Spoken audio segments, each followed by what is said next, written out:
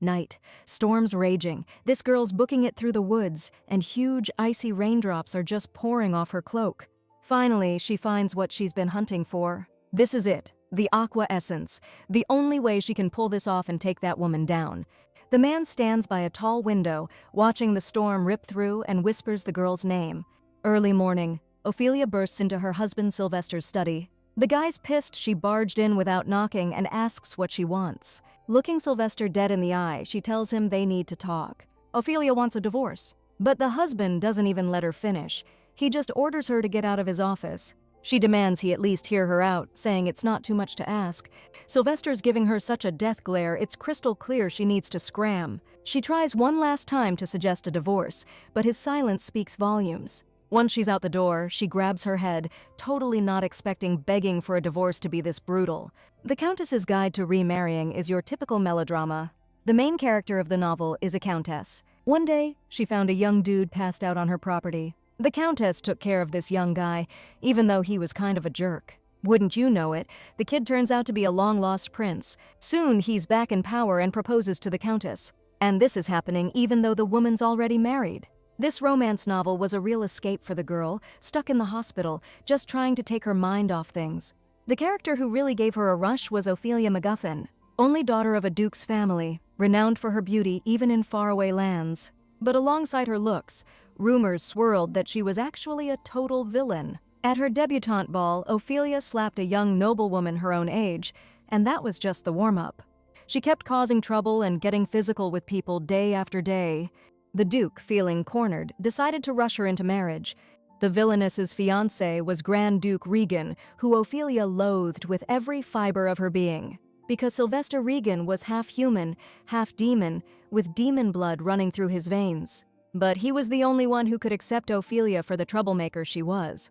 Because he was after the connections and power of the Duke's family. The wedding happened against Ophelia's will, a simple ceremony without any frills. Right after the wedding, the Duke's family's massive debt was exposed. Ophelia's father was to blame. He gambled everything away, but luckily she was freed from his debt because she got married. Duke MacGuffin, eventually tormented by his creditors, took his own life. And from that moment on, Ophelia began studying dark magic. Shutting everything else out, she spent years in a daze. But one day, something snapped her back to reality. Ophelia fell head over heels for the crown prince, who after 16 years was found and officially recognized. He was a gorgeous blonde-haired man, Callian von Regan. Ophelia's love turned into a full-blown obsession. She was attacking, kidnapping, and doing unspeakable things.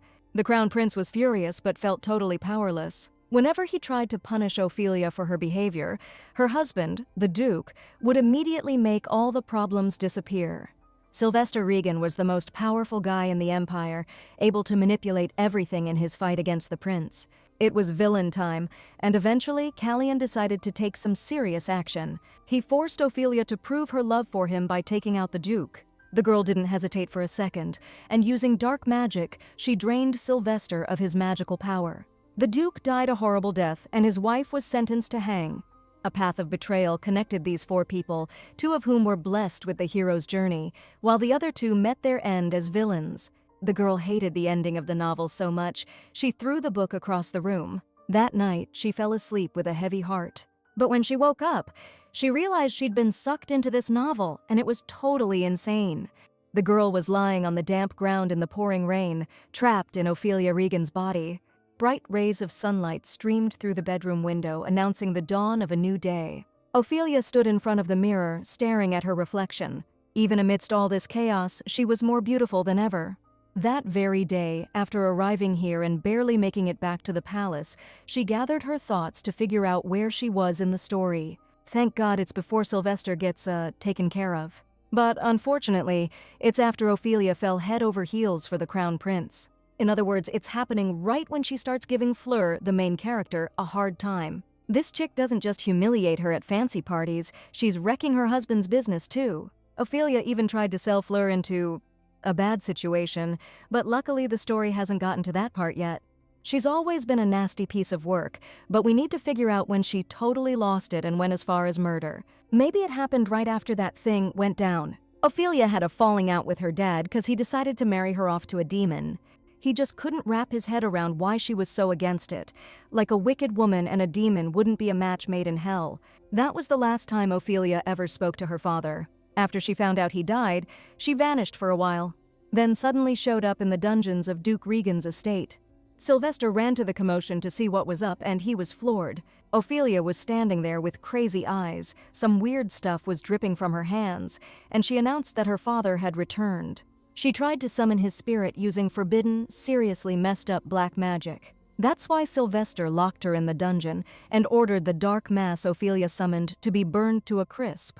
Even though the girl's mind's a little scrambled, she still has feelings for her parents. And now, our main character, stuck in Ophelia's body, is wondering if she can even mess with black magic. But she decides to deal with that later. Because right now, no matter what's going on, the most important thing is that she is Ophelia now. And she's completely healthy. Before, she was super miserable, living every day waiting to die from some nasty disease. Ending up in a healthy body like this is a total miracle. And since she got this shot, she needs to steer clear of the main dude, who hates Ophelia and her scumbag husband. Dead set on getting a divorce, she heads out to find the Duke, but the maid says he's not home. After saying that, the maid reflexively covers her face, like she's scared Ophelia's gonna take a swing at her. But to her surprise, the lady just turns away and gets on with her day. She's trying to figure out what the heck her husband's even thinking. He agreed to this marriage to form an alliance and keep the crown prince in check. And now that the MacGuffin dukedom has fallen, maybe he'll finally agree to a divorce. There's no way she can believe he actually has any feelings for her. Either way, if Sylvester doesn't agree, she'll just have to convince him. So, to drive her husband away, she decides to act like the real Ophelia, the most awful person ever. Having sorted out her thoughts, she heads to the guest room. She throws open the doors, ready to nail this first meeting of the day. The top designers from the capital are waiting for Ophelia in the room. Just getting Madame Yona, Madame Aunt, or Mademoiselle Shine to show up costs a fortune, and here they are, all three of them. The girl greets them, then notices something weird. All three ladies are already shaking for some reason, like Ophelia usually beats people instead of saying hello. Slouching in her chair, our girl asks the designers if they brought the catalog. Mademoiselle Shine hands her an album, and the Duchess's table is already stacked with all the catalogs for the season. Since all this is step one in Ophelia's plan to get divorced, she asks the designers to give her everything they've got. Each catalog has at least 10 dresses, and even Ophelia might be floored by this level of extravagance. The maid, totally caught off guard, asks her mistress if she's sure about this decision. Crossing her arms, the girl asks if there's a problem with that. The maid replies that it's not that, it just seems like her mistress is acting a little different. After all, Ophelia usually bought every single dress without even looking at the catalog, and if they didn't meet her standards, she'd order custom pieces and even outfits for next season. The maid tells her mistress to just let her know if she wants to wrap things up sooner. And in that moment, the heroine realizes that her imagination is nothing compared to the real Ophelia's. So her first step toward getting a divorce just spectacularly backfired. She really doesn't want to move on to plan B, but she doesn't have a choice now.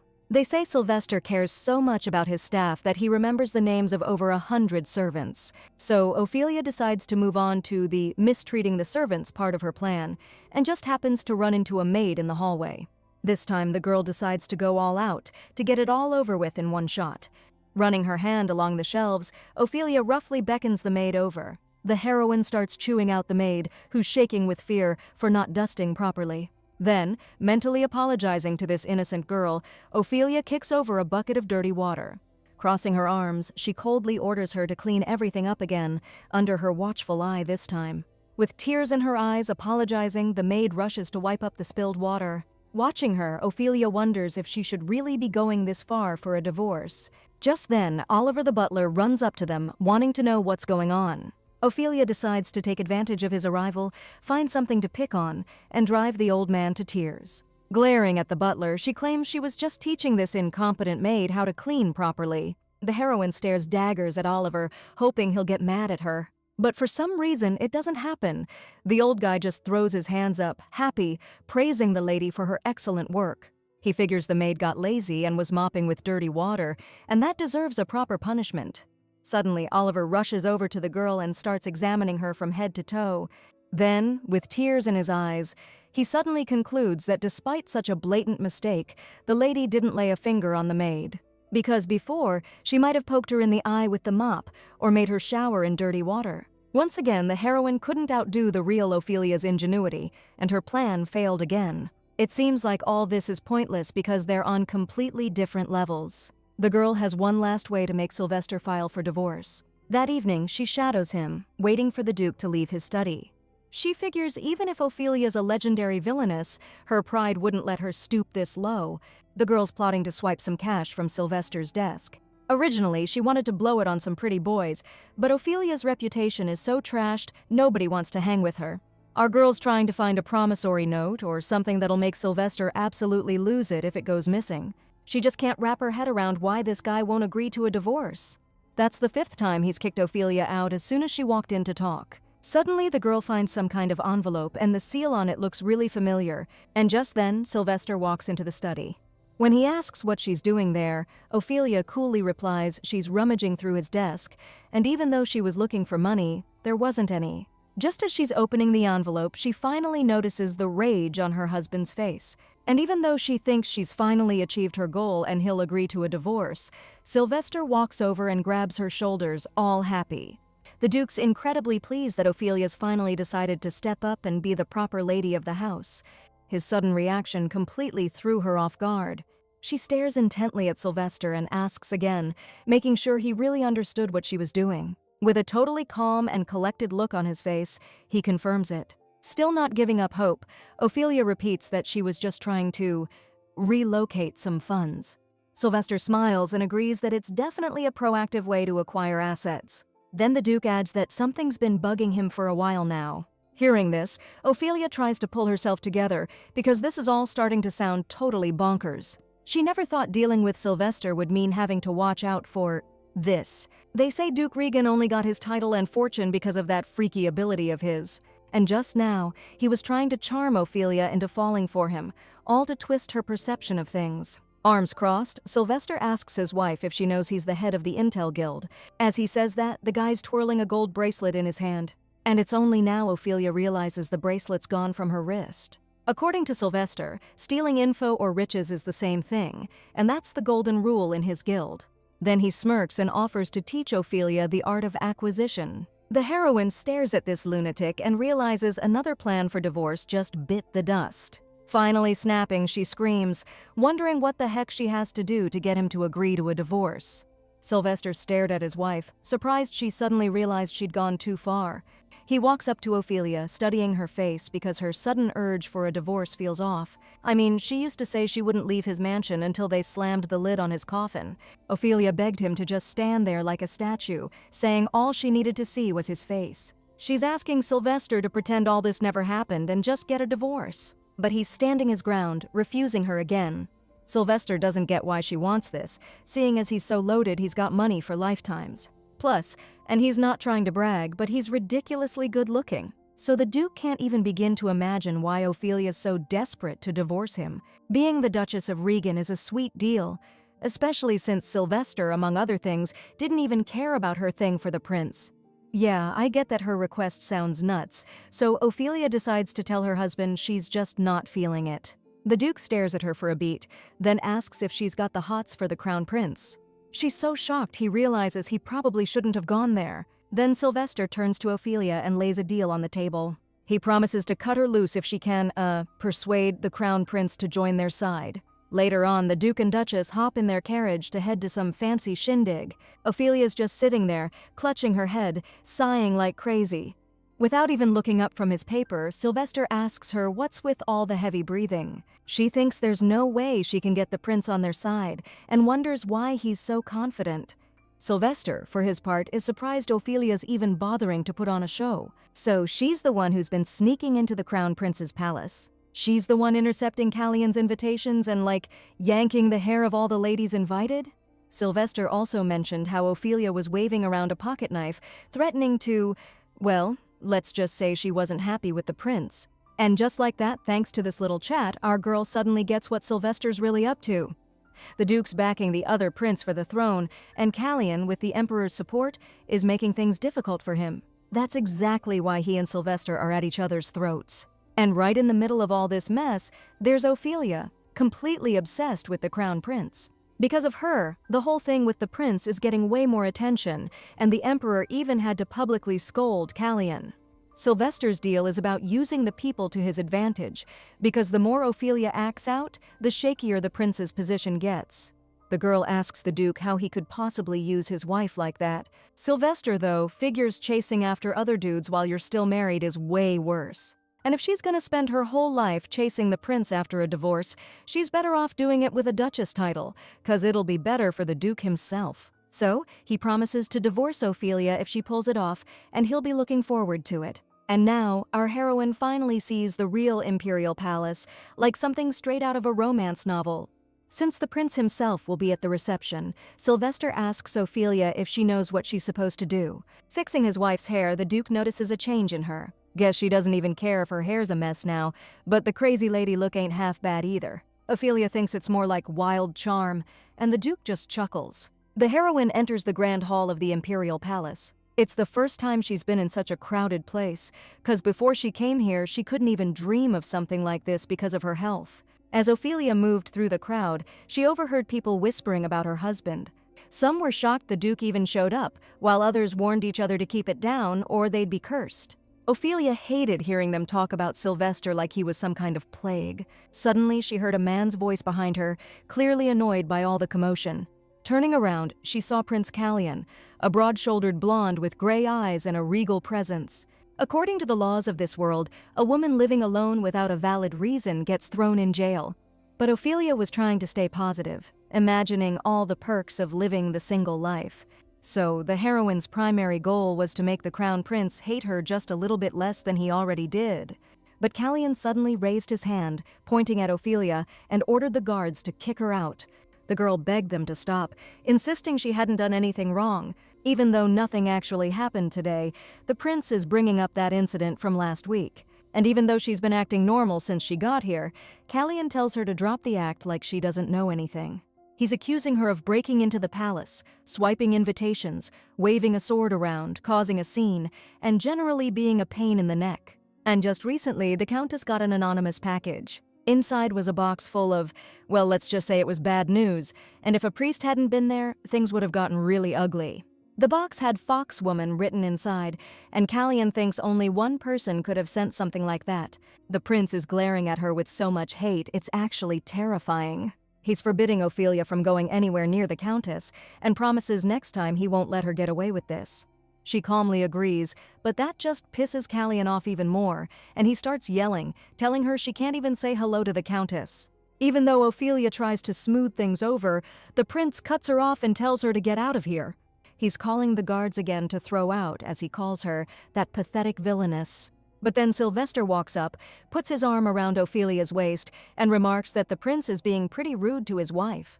Smiling at his opponent, the Duke also doubts there's any real proof linking Ophelia to that package. Then suddenly, Sylvester's smile vanishes, and he says sternly that he wouldn't advise anyone to talk to his wife that way. However, rumors have reached the prince that this honorable lady asked the Duke for a divorce. Ophelia can't figure out how Callian knows about that. Pointing to himself, the prince smugly declares that the Duchess has someone else, someone she truly loves.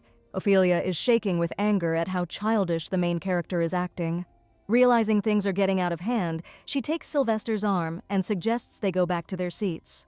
And the Duke suddenly answers the prince's question about why they haven't divorced yet, and declares that he loves his wife very much. Silence drops in the room, everyone staring at Sylvester in shock.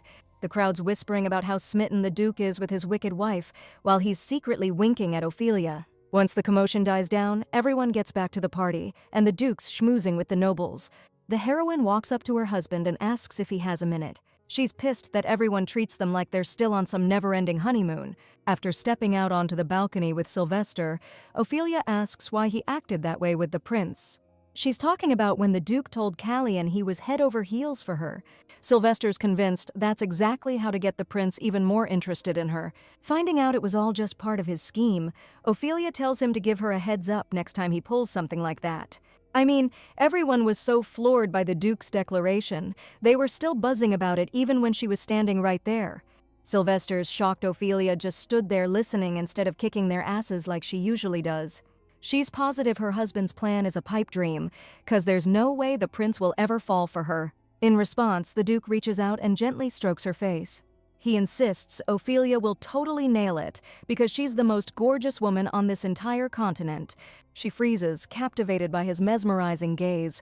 Bathed in moonlight, the Duke is radiant, like he's covered in stardust. Back to reality, Ophelia says it doesn't matter how pretty she is, if she's got a rotten personality, it's all for nothing. Still, she took the deal, since she knows the original story inside and out. She'll find a way to make that crown prince develop feelings for her. But Ophelia's adding a condition. Every time the prince shows her affection, Sylvester's gotta pay up.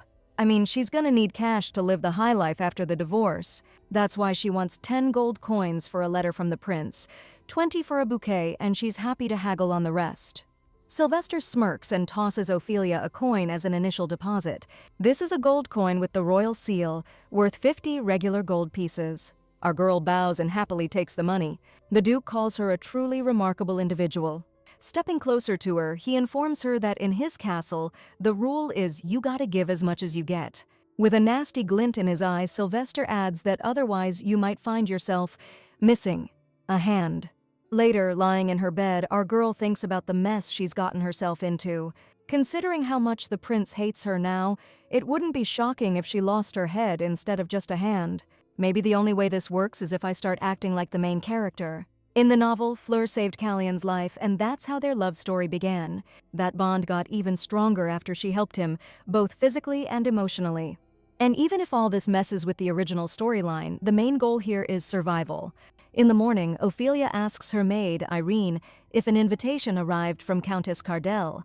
The Cardells are one of the most prominent noble families in the empire, with backing from the former empress, the crown prince's mother. Before she died, the empress hid her final letter to her son in the earldom, but the earl's people don't know it's there. Ophelia plans to find that letter, get it to the prince, and then maybe he'll see her in a new light.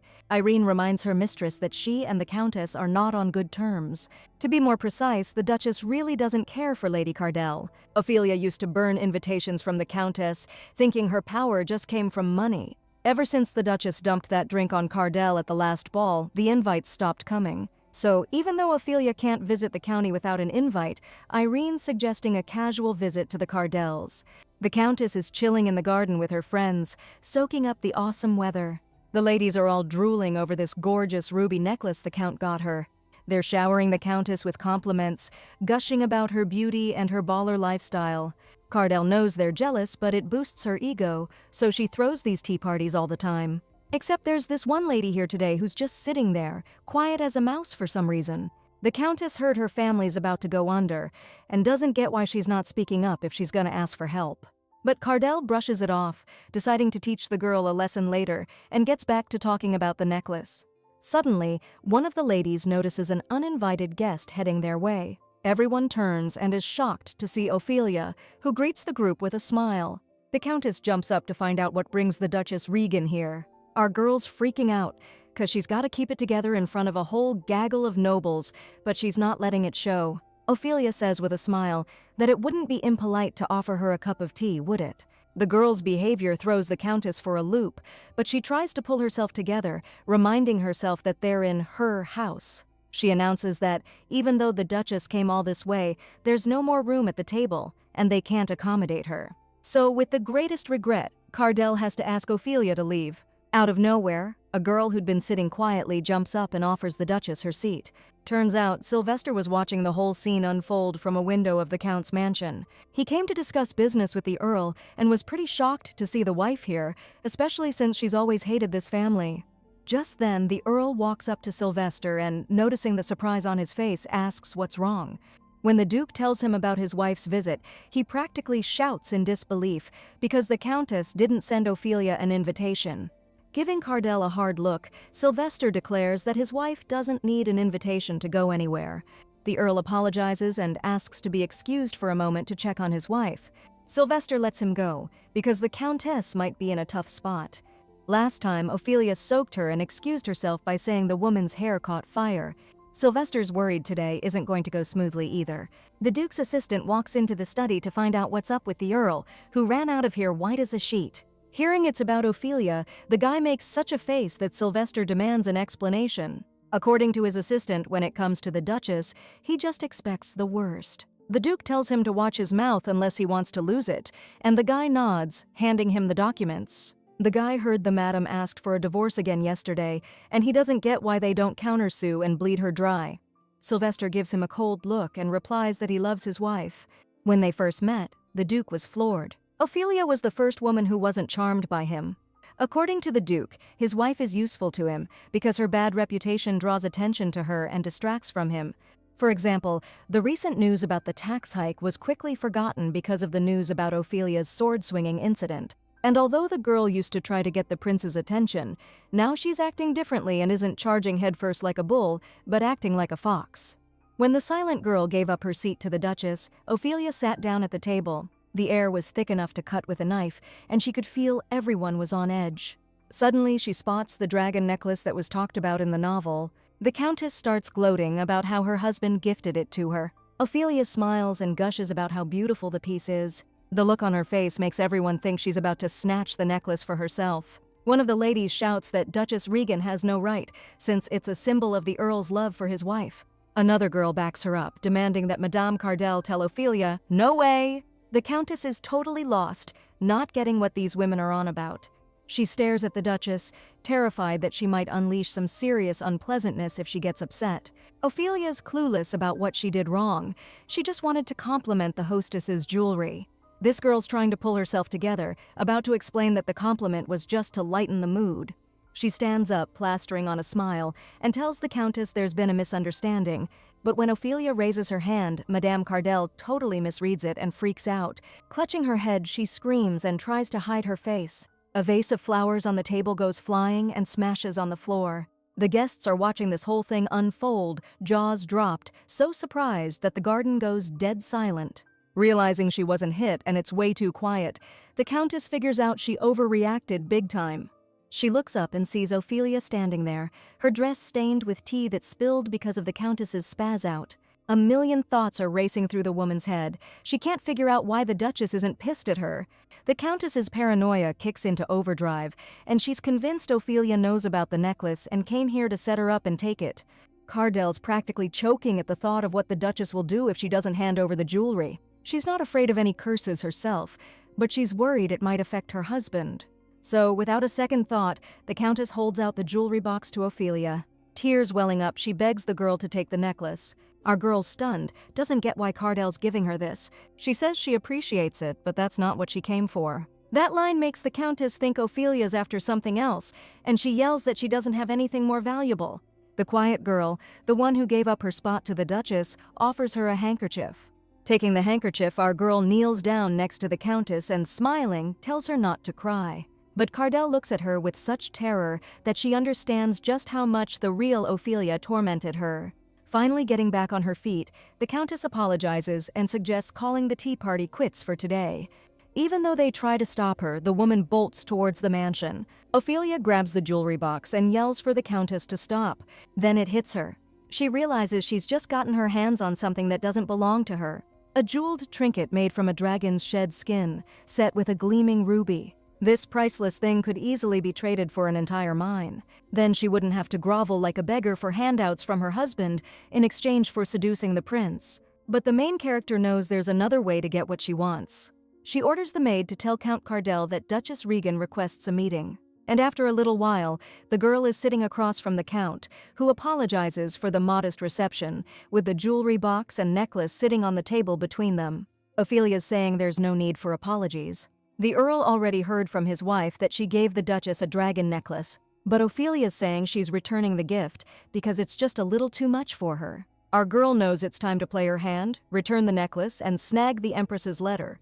That way, she's gonna knock out two birds with one stone. Since returning the gift could bruise the Earl's ego and make him look bad, Ophelia suggests they make a trade instead.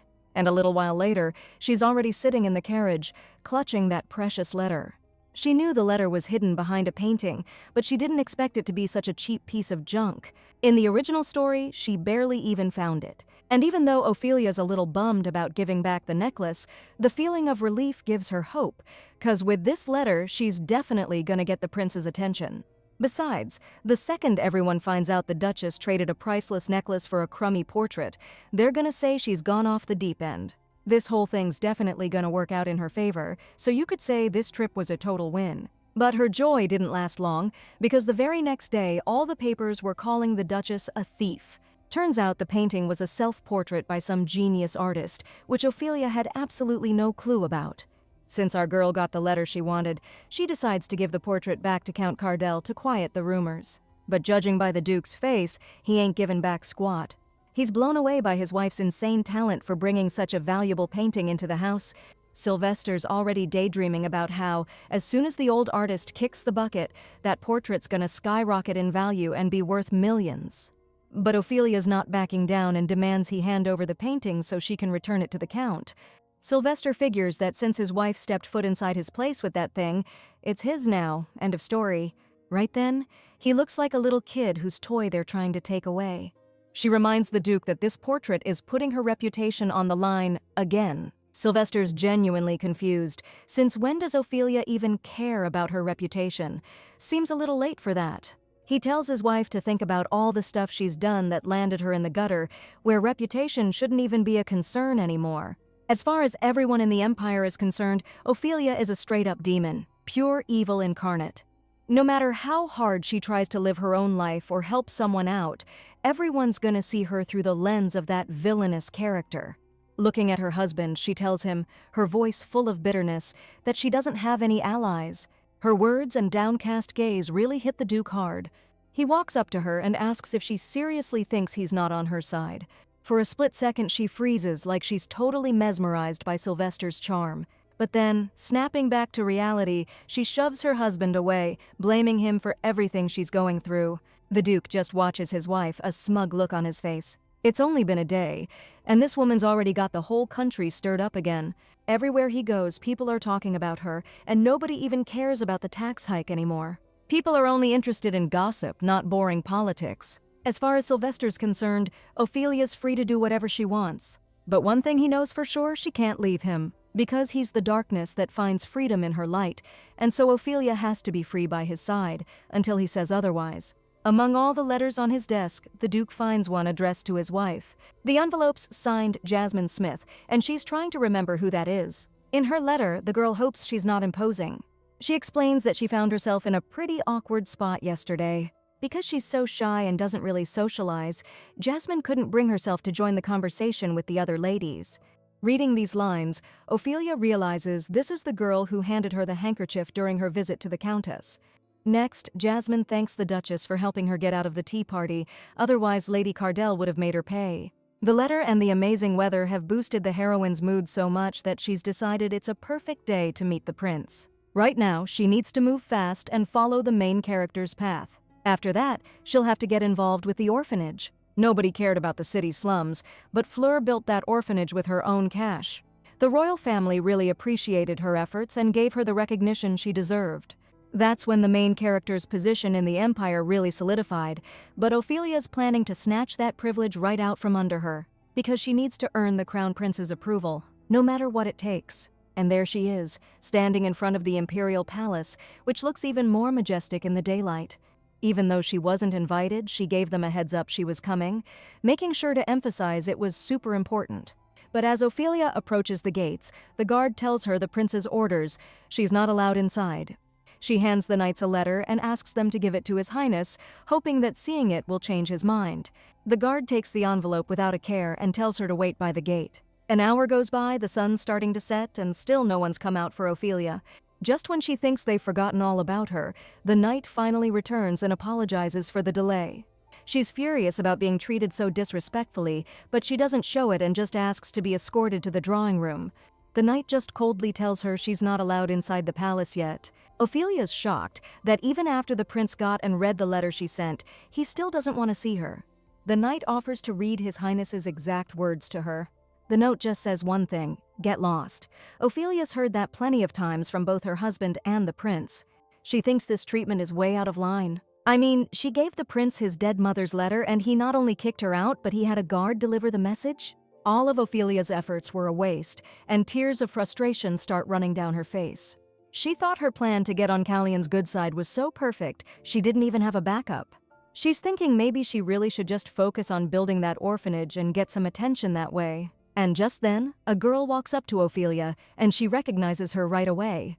This is Fleur William, the story's main character, the one who saves the crown prince, basically a goddess in the novel. She's worried that she might have been rude greeting Madame Regan first. Ophelia covers up her weird reaction by saying the sun was in her eyes, and she couldn't respond right away. Fleur seems super nervous about suddenly meeting the Duchess. But honestly, she's way more stressed than she lets on. See, the real Ophelia put Fleur through so much hell, and her schemes just kept getting worse as the story went on. Eventually, Ophelia got what was coming to her because she pushed the crown prince too far with her constant attacks on Fleur. That's why this time, unlike in the original story, she's got to become friends with the novel's main character. The girls exchange the usual pleasantries, just going through the motions of high society etiquette. It's also sweet that Ophelia starts to think Fleur doesn't hold any grudges against her at all. When the girl asks the Duchess where she's headed, she explains she wanted to meet the prince but got the boot. Fleur says she's on her way to see the prince herself and promises to let him know she saw Ophelia. Just then, the Duchess notices a weird smirk on Fleur's face. Fleur wishes Ophelia a good day, and she leaves, totally confused. She wonders if maybe she just imagined that smirk. But even sitting in the carriage, something's still bugging the Duchess. After all, she definitely said she got turned away trying to meet the crown prince. There's no way Fleur doesn't know Ophelia's got a thing for Callion. The girl just can't figure out what all that acting was for then. She can't shake the feeling that Fleur's messing with her on purpose. But Ophelia pushes those thoughts away because there's just no way. The main character's supposed to be the nicest, sweetest person in the whole story. Honestly, when she was reading the book, Fleur's over-the-top naivete really got on her nerves. Maybe the real Ophelia's personality is still kicking around in this body, and that's why she's thinking about the main character in such a negative way. So, she decides not to jump to conclusions and just let things play out for a while. Who knows, maybe the original story's bad vibes can turn into something way better. Suddenly, Ophelia spots Sylvester through the carriage window, waiting for her right at the doorstep for some reason. Before she left, she'd left him a note saying she was off to snag the prince and he should get the cash ready. Now, looking at the Duke's stern face, she's already regretting drawing that little heart at the end of her letter. As she steps out of the carriage, Sylvester, looking like a thundercloud, asks her what she's been up to. Ophelia's clueless. She doesn't get what's going on. She hasn't done a thing, and they didn't even let her into the palace. His cold eyes flashing with rage, the Duke orders his wife to cut the crap. He shoves a letter from the prince at her, asking why Callion would send this, if that's the case. Snatching the note from his hand, Ophelia reads that the prince urgently summons the Duke and his wife. He's gonna make them pay for messing with his girl. The heroine is totally lost. What the heck is going on? And even though the Duke demands she explain what his wife's done to make the prince send a letter like that, she swears she's innocent. Sylvester sighs and suggests they head to the palace. At the entrance, the Duke and his wife are met by that same knight who kicked Ophelia out. The guy announces they've been expecting their excellencies and tells them to follow him. On the way, she whispers to her husband that this guy insulted her on the prince's orders. Sylvester's clueless about what she wants, so Ophelia asks if he's not pissed about the way she's being treated. The Duke reminds her that she's an expert at dishing out insults herself, like when she told Duchess Paynin she looked like a grain of rice. Hearing that she called someone a grain of rice, Ophelia figures she probably owes them an apology, and when she says she needs to dial down the rumors about her, the Duke shoots her a hard look. That look throws her off, and she's not even sure if an apology would make a difference anyway. Either way, she needs to get her act together if she wants a peaceful life after the divorce. Maybe she should just lay low somewhere for a couple of years, chill in a quiet spot, like a little house with a garden. Just picturing it makes her heart sore. The Duke stares at his wife, wondering what's got her so happy. After watching her for a bit, he asks if she really needs those rumors to disappear. She can't believe her ears when Sylvester says her bad reputation actually works in his favor. She asks if it's because the more messed up stuff she does, the easier it is for him to do his thing.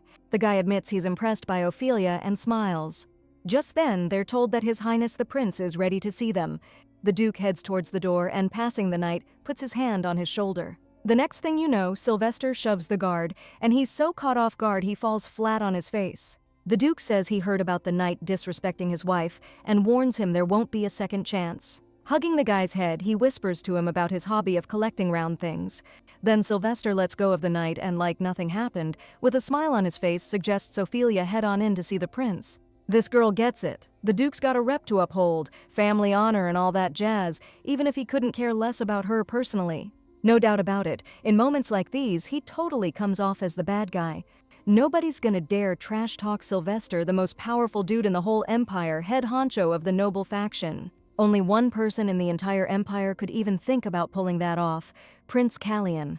Stepping out into the garden, Ophelia's trying to figure out why Fleur's bawling her eyes out in the prince's arms. Turning to the girl, he reminds her that he warned her to stay away from the Countess. Our girl can't believe Fleur's crying just because she said hi earlier today. Ophelia, totally ticked off, reminds her that she was the one who came up to her first, and they ended things on a good note. She asks what she did to offend Fleur, if this is how she's gonna act now. Bursting into tears, the girl begs for forgiveness and claims the Duchess is just too intimidating. The heroine's mind is reeling. She can't even process what's happening, let alone figure out how to react to this whole spectacle. But then, out of nowhere, the prince lunges at her, yelling at her to cut the fake act. He's demanding an apology, saying he's not letting her get away with anything this time. The prince seems completely unhinged, screaming that her family won't be able to wiggle out of this one. This whole thing feels totally unfair to her. She wants to argue that she and Fleur just had a normal conversation and parted ways peacefully. But if she repeats that now, Callian's just gonna get even angrier. And since the letter was a bust, Ophelia has to tough it out if she wants to improve her relationship with the prince. If she forces herself to apologize for something she didn't do, maybe she can avoid the ultimate penalty. So the girl bows to Fleur and admits that she was rude. But just as Ophelia is about to choke out the words of apology, someone clamps a hand over her mouth, and a familiar voice orders her to shut up. Shielding the girl, the Duke says this is all pretty messed up. He demands to know what his wife did wrong if all she did was greet the Countess. But the prince insists the situation is so serious, even Ophelia's apologies wouldn't cut it. He asks the Duke if he really thinks his wife did nothing wrong, and Sylvester confirms it. The heroine's freaked out that he's taking her side, and she tries to steer her husband away from this conversation. But then Sylvester adds that if his wife did anything wrong, it's just that she's visually striking. But no matter how visually striking she is, the Duke can't understand why the prince is acting like this over a simple greeting.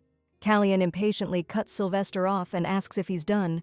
The Duke gives him a cold, ironic look and says that's not all. Even if his wife did do something to the Countess, he thinks it's a bad call to summon them both like this. At least he was the only one who got chewed out.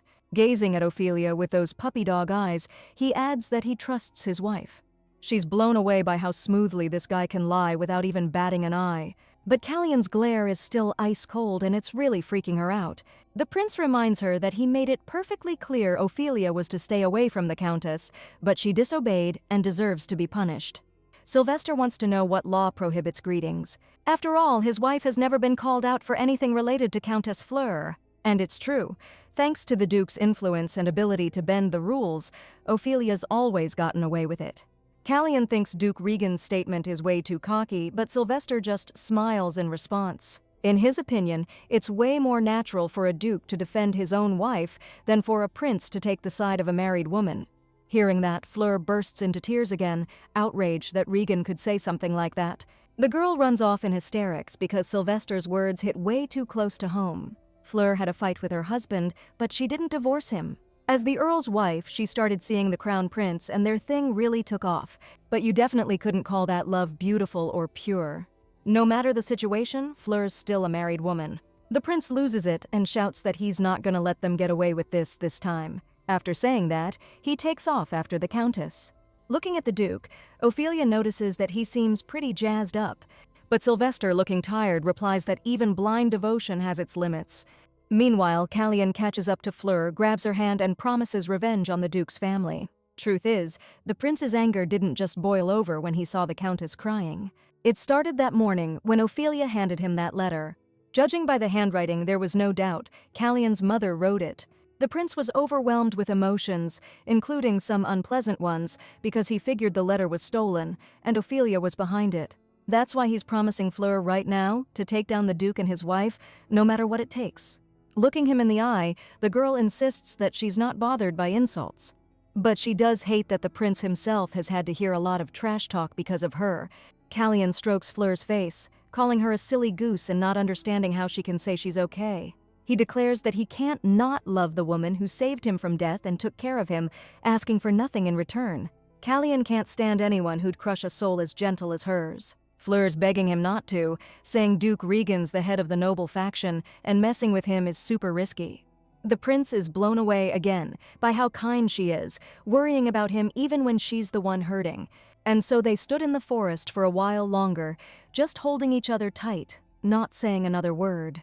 Meanwhile, the Duke and Ophelia are already heading back to their estate. Our girl's bugged by that nasty jab the Crown Prince threw at her at the end there. Sylvester thinks it sounded more like a cheap shot from some back alley thug. What's really eating at him, though, is why Ophelia just suddenly clammed up like that. I mean, if she thought she was in the right, she should have stuck to her guns, but she started strong and then just stopped. Ophelia reminds the Duke that he's the one who told her to seduce the Crown Prince, and she was actually struggling to keep her cool. She thinks Sylvester's the whole reason the prince is so pissed off. But the Duke's saying that the more he protects his wife, the more likely Callian is to take notice of her. Ophelia's asking, then what was the point of threatening that night like that? Sylvester replies that the guy just had bad luck being the prince's servant. Suddenly she notices it's snowing and excitedly runs to the window. All of a sudden, memories flood back to the girl. Every day in the hospital, not knowing what was going to happen to her, filled her with the fear of death. It was hard for her to even breathe, but she prayed hard. And now, being able to breathe fresh air and enjoy life feels like a miracle. She's healthy now, so there's nothing to be surprised about. Ophelia's gonna snag the prince by straight up copying Fleur, then ditch Sylvester and live happily ever after. The Duke's thrown off by her weird vibe, but she just says she's changing things up from now on. She's gonna, win over the heir, and that's how she'll get her divorce. Sylvester finds that hilarious, but he's like, go for it, see if you can actually pull it off. And even though Ophelia's asking why he's egging her on again, the Duke just blows her off and throws a question right back. He wants to know what's gotten into his wife, 'cause she used to hate even talking to him. Ophelia reminds Sylvester that he's always hated her too. The Duke wants her to admit she never liked him either, and figures they're actually two peas in a pod. Then he grabs Ophelia's hand and promises he won't bug her with pointless questions anymore, 'cause he doesn't even care what happened. Sylvester just asks her to make him happy and kisses her hand. In that moment, it seemed to the heroine like the Duke was looking at her like a kid who just got a new toy. The thought that he was just playing games with her freaked Ophelia out, but a part of her wanted to believe she could still trust him. It's been a few days since that incident at the Imperial Palace. Callian, who threatened the heroine, has been suspiciously quiet this whole time. While the prince is keeping his mouth shut, Ophelia's decided to stick to her plan. So right now, she's sitting in her room, studying the blueprint for starting the orphanage. At the same time, she can't shake the feeling that she's taking something away from Fleur. At first, she even felt guilty, even though she didn't understand what for. This is her life now, and she needs to understand Fleur as a person, not just a character. Trying to block out all the random thoughts, she decides to laser focus on her plan. She's gonna watch Sylvester for a bit and drop the news on him when the time is right. But before Ophelia can even ask the Duke a question, he shuts her down without even hearing her out. He says she's got some pretty interesting ideas, but they're always so out there he's definitely not on board. After breakfast, she gets some news that completely throws her for a loop. Ophelia gets the papers, Callian suing her. She's surprised by how chill her husband is, like he thinks the whole thing is just fascinating. She thought he'd step up, take care of it, and promise to sort everything out. But Sylvester reminds his wife that she's the one being accused, and she's got to figure this out herself. Ophelia begs him for help, reminding him that he promised to do whatever she wanted. The Duke can't stop grinning, says he's really getting a kick out of the look on her face. He promises to find her a good lawyer and figures it'll just be a fine, which he's planning on charging to her account. Ophelia doesn't remember ever hearing about nobles getting fined before. The Duke laughs, pointing out she'll probably be the first noble to get hit with that kind of penalty. This whole thing is just throwing a wrench in her plans again. She was trying to build up a virtuous image by announcing the construction of an orphanage after all. Now, if Ophelia becomes the first person to get fined, her reputation is going to be toast. She needs to get that lawsuit dropped no matter what, and it looks like she'll have to play her trump card. Our girl heads into the Imperial Palace. Right away, she notices the way people are treating her is totally different. Damn, that Regan's family crest on the letter really carries some weight. Even that night Sylvester spooked last time is bowing to the Duchess like she's royalty. As our girl walks in, she can't help but notice how kinda plain the room is. Usually the parlor's like the estate's showpiece, you know, so they go all out, but this place is pretty basic. Ophelia also finds it weird that the furniture's kinda dusty. Maybe that's Fleur's doing, since she's not like those other fancy nobles, always keeping it low-key and avoiding the frills. Ophelia's getting a weird vibe, like something's not adding up. Maybe Fleur's playing it down on purpose, trying to look all innocent and different from the other high society ladies. She tries to shake those thoughts because they're all starting to feel kinda off. Callian walks in, announcing right away that he has to look at that awful face again. But his words don't faze the girl at all, because she's got a special weapon stashed away for the prince. Callian wants to cut to the chase, but warns her he's not dropping the lawsuit. The heroine smiles and says she's real sorry to hear that, because that's exactly what she came for. The prince coldly repeats his refusal. No matter what happens, he's not backing down. Ophelia thinks that's a real shame, seeing as she already sent the letter to the Empress. Callian's like, how the heck did she find out about that? I mean, after the letter was intercepted, they traced its origins and there were absolutely no leads. The prince demands to know where Ophelia found the letter and how she managed to swipe it. The heroine makes it clear to Callian she's getting bored with this conversation. The girl calmly asks if he really wants to know, and that starts to get under his skin. Keeping her cool, Ophelia drops the bomb that there's actually another letter, and she'll only hand it over if Callian drops the lawsuit. The prince hesitates, afraid to trust the Duchess, but she doesn't push it. The decision's all his, and if he wants proof the letter's real, he has to back down. After thinking it over, Callian sits down across from Ophelia and throws a counteroffer her way. She has to stay put for a month, and in return, he'll drop the charges against her. Since the Duchess wants to avoid a trial anyway, the prince is offering a compromise. He won't agree to the deal without that condition, and it actually makes sense to her. So Ophelia suggests Callian consider her under house arrest, but asks him to keep it on the down low. If she avoids trial, people will know she received royal punishment, and then it'll be the hottest gossip in high society. The prince wants to know when Ophelia started giving a damn about what people think. The Duchess says, from right now, and tells him to drop it. Then she gets up off the couch and announces that Callian's gonna have to wait a month to get the letter. Putting on a pathetic face, she reminds him that she can't leave the estate because she's grounded. The prince is absolutely furious that she's trying to play him, but there's nothing he can do about it. The heroine's looking real smug, enjoying his frustration. But now the girl's worried Callian might hate her even more, and figures she maybe needs to ease up. So she walks over to the prince and says she's got some intel for him. She says there's another one, a third letter from the Empress, and it's located in the Imperial Palace. Callian wants to know how Ophelia got intel on his mother's letters. She says the Empress herself asked her to hand them over to him sometime in the future. Then Ophelia says goodbye to the prince and promises to meet again in a month. Alone, Callian tries to figure out why his mother would do that, but he's drawing a blank. Sylvester greets his wife at the estate, saying seeing his love makes his heart race. He's surprised she went all the way to see the crown prince and happily accepted house arrest. Regina, though, isn't thrilled the Duchess bowed down to the crown prince. He thinks there's a real difference between following court protocol and just bending the knee to the prince's orders. The heroine's bummed out by his reaction, since she did the best she could. After a while, having thought it over, the Duke asks his wife what she plans to do at home for a whole month. And then Ophelia hits him with an even bigger shocker, 'cause she ain't planning on being a houseplant. Girl's got a ton on her plate, gotta check out some land, see how the people are doing, and figure out what the kids need. This month's gonna fly by, and she ain't about to chain herself to the house like she's under lockdown. Sylvester's initial surprise melts into a smile, 'cause he's actually stoked to hear that. He tells his wife to keep doing her thing, just like she should. When she asks what he means, Sylvester tells Ophelia to live her life exactly how she wants. He tells her to ignore the prince, ignore even him, and just do whatever the hell makes her happy. According to the Duke, you only get one shot at this life, so you gotta live it your way. His words totally throw her for a loop, 'cause it's clear he's not worried about the family image, he just doesn't want her feeling trapped.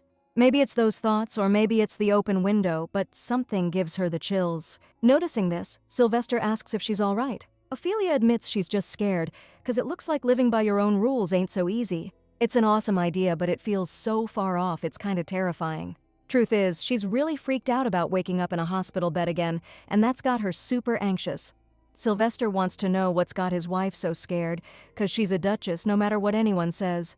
He wants Ophelia to always remember that nobody better mess with her, and that she'll always be safe. At first glance, Sylvester's words seem kind, but deep down, he's probably plotting to use Ophelia again and scheming up a storm. But whatever his intentions, our girl's finally starting to think for herself and live how she wants. A couple days later, Ophelia throws on a hooded cloak and leaves the estate, ready to take the first step towards building that orphanage. Irene the maid can't figure out how she ended up in the city with her mistress. Lately, the girl thinks Madame's been acting pretty weird. Ophelia used to be totally different, and all the servants were terrified of her. One time, she even chucked a vase at a girl's head just because she didn't come running fast enough when she was called. But now Irene's facing a completely different woman who's offering her fruit with a sweet smile. This total change is making the girl even more scared to be around Ophelia. The main character looks around at the houses with interest, and even though they're not bad, they're too close to the main street. She thinks it would be a good idea to find that kid first, and to do that, Ophelia's trying to remember his name. According to the original story, he's 15 now, and he's got the potential to become a knight in the future. In the original story, Fleur saw the kid swiping bread from the bakery, felt bad for him, and decided to take him to an orphanage. Ophelia would love to meet him like that herself, but a villainess like her would never stumble into the same plot. So all she can do is hope that when she builds the orphanage, he'll come there on his own. Madame's plans to build an orphanage are incredibly inspiring to Irene. However, Ophelia doesn't miss the excessive tension in the maid's voice. And when Irene shrinks back like she's expecting a blow, the heroine realizes the girl is still terrified of her. She goes to the maid and asks for her forgiveness, even though she knows the apology is way too late. The Duchess promises with a friendly smile that she will never hurt Irene again. As a sign of reconciliation, she offers the girl her pinky, and Irene asks in confusion if the madam is okay. According to Irene, she's really worried about the Duchess because she's changed a lot since the day she came home soaking wet. She can't shake the feeling that Madame has become like a different person. Not only was she super nice to those designers, but now she's planning to build a shelter. Irene thinks the lady's seriously ill, but Ophelia's quick to tell her that's not the case. She explains she's had a major change of heart, and now she's craving a better life. The heroine reaches out to the girl and she flinches again, like she's trying to dodge a blow. But Ophelia walks up to the maid and admits it was her fault for not trusting her. Irene freezes, totally confused, as the lady fixes the ribbon that came undone on her chest. Then the heroine swears on her family name that she'll never, ever hurt anyone again. And now they gotta get going, 'cause they still need to hit up a couple more spots. This is way harder than she thought it would be, and she wishes the original book had pictures, so it'd be easier to recognize the area. Plus, Ophelia's stressing about being under house arrest, 'cause even though she's trying to lay low, it'll be bad news if anyone recognizes her. Lost in the crowd, Irene accidentally got separated from the lady, and now she's yelling for her to wait up. Suddenly she trips and eats dirt, smacking her leg pretty hard. Ophelia turns around at the shout and sees a horse-drawn carriage barreling straight towards Irene. Before our girl can even react, some dude zooms past her like a freaking tornado. He's rushing to help the fallen girl, and she instantly recognizes this green-haired kid. No doubt about it, that's the future hero, the very same 15-year-old she placed in the orphanage back in the original story. The horses are already rearing up, and Theo snatches Irene out from under their hooves just in the nick of time.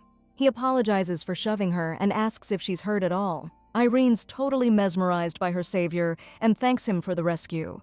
Meanwhile, Ophelia's not just happy her maid's okay, she's stoked that she got to meet Theo.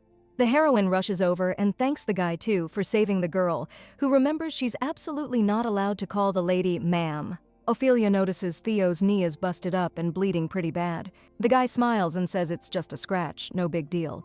But the heroine gives him first aid and ties a handkerchief around the wound to stop the bleeding. She promises to pay for treatment because the wound will get infected if they don't do anything, and the guy humbly agrees.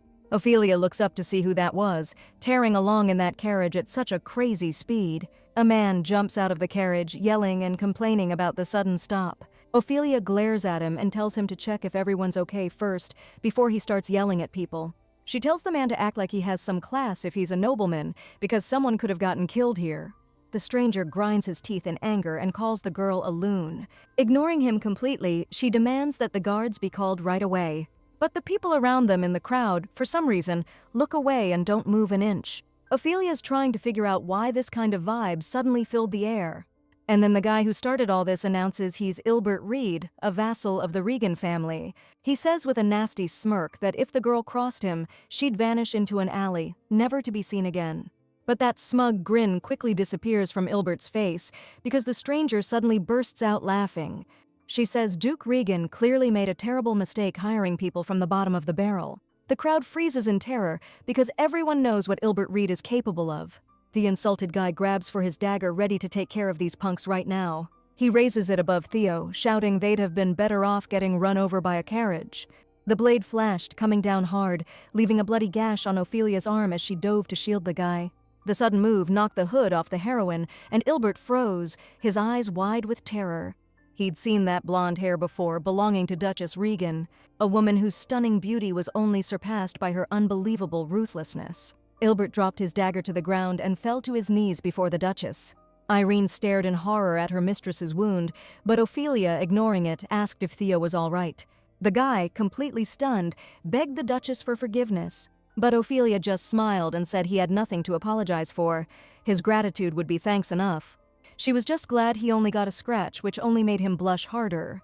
Theo realized this woman was someone seriously important, if even a nobleman like Ilbert was this scared of her. But to him, she's like an angel fallen straight from heaven. And even though the chaos in the city died down, a new problem popped up. The next morning, Ophelia was greeted by a Sylvester who was seriously ticked off.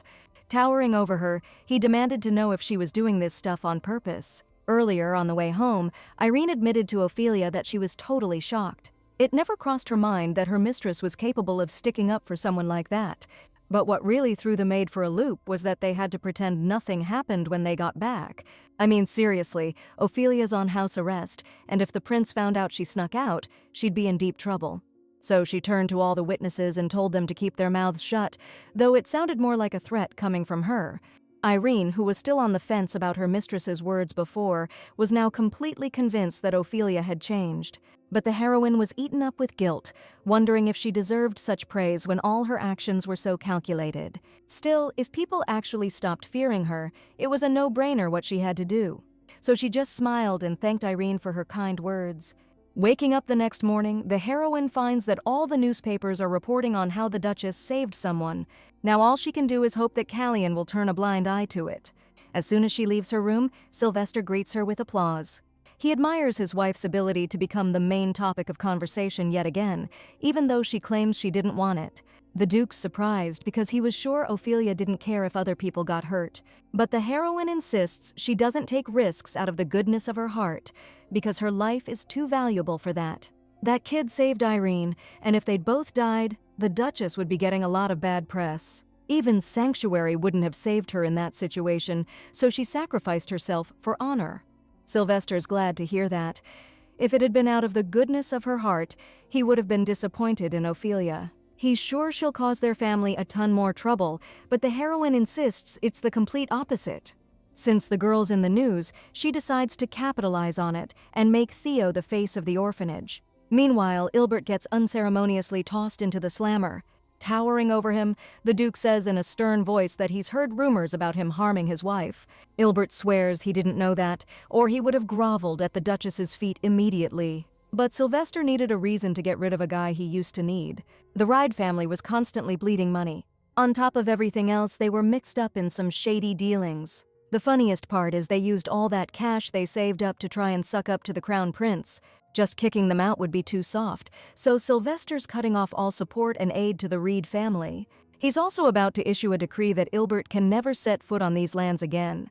The guy throws himself at the Duke's feet, begging him to hear him out and show some mercy. But Sylvester grabs Ilbert by the face and tells him he never should have messed with him. The Duke's eyes are shining with this evil glint, and he declares that the scumbag's gonna die. A couple of minutes later, Sylvester walks out of the dungeon, pulling off his bloody gloves as he goes. He's used to getting what he wants, and anything the Duke gets his hands on, he doesn't just let go.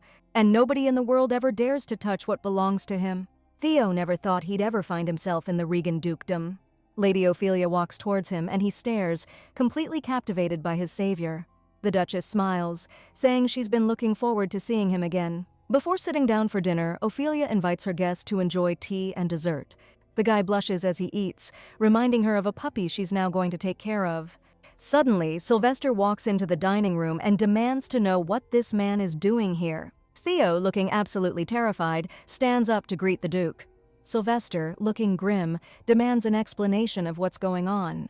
Ophelia tells her husband that this is the young man who saved Irene from being run over by a carriage, so she invited him to dinner. She says she's sorry that he didn't let her know he'd be back early today because she was just about to discuss something with him. Even though Ophelia suggests they all have dinner together, Sylvester declares that he didn't agree to this. He's losing it. Can't believe his wife just invites people over like that. She could have fed the kid later, right? All right, the Duke backs down, but he's demanding Ophelia cleans the guy up, says he doesn't meet their standards. She apologizes to Theo and asks him to give her and her husband some privacy. She's pissed. All her efforts to make a good impression are going down the drain. Sylvester just doesn't get what the big deal is. So Ophelia demands he explain why he's being such a jerk and making things so awkward on purpose. The Duke thinks she's the one acting weird, bringing some kid in from the gutter and inviting him to dinner.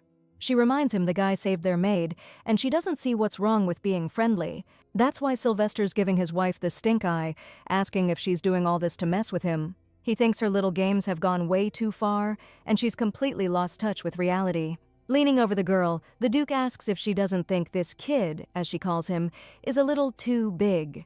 Ophelia should have been more specific about what happened, because Sylvester thought Theo was still just a baby. The heroine doesn't get why the Duke is upset that the guy turned out to be bigger than he expected.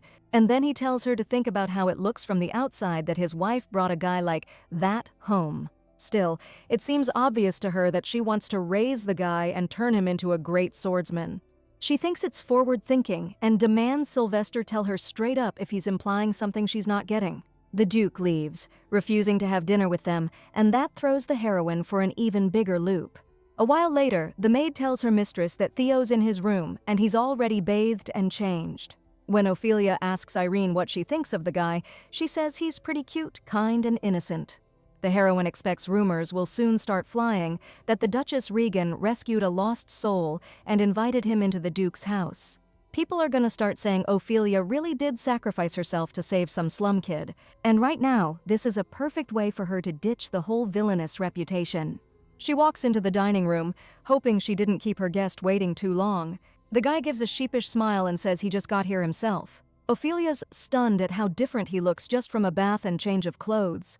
She apologizes for her husband's awful words, but Theo says he gets it, and the Duke's reaction is totally understandable. And even though she suggests getting down to business, the guy asks her to give him a couple of minutes first.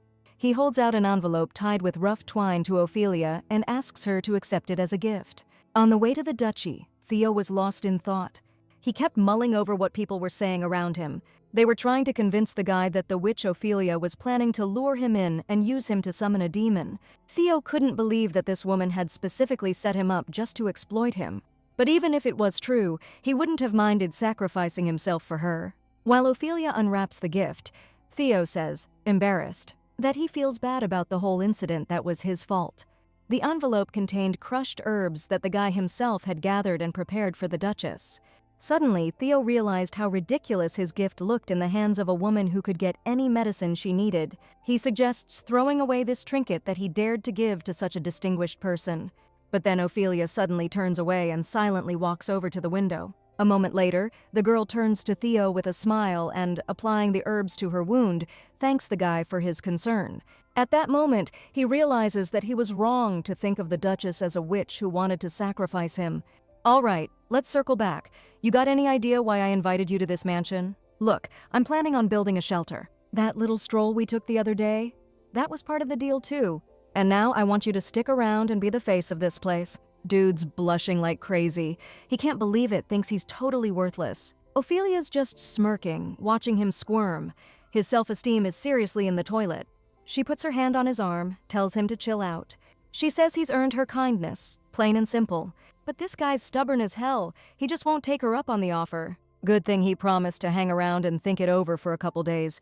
Gives me time to get my ducks in a row. Just as Ophelia was trying to convince Theo, Neil, her assistant, came running up to her. Out of breath, the guy announced that His Highness, the Crown Prince, had arrived at the estate. The heroine heads out to the garden, where Callian is already waiting for her.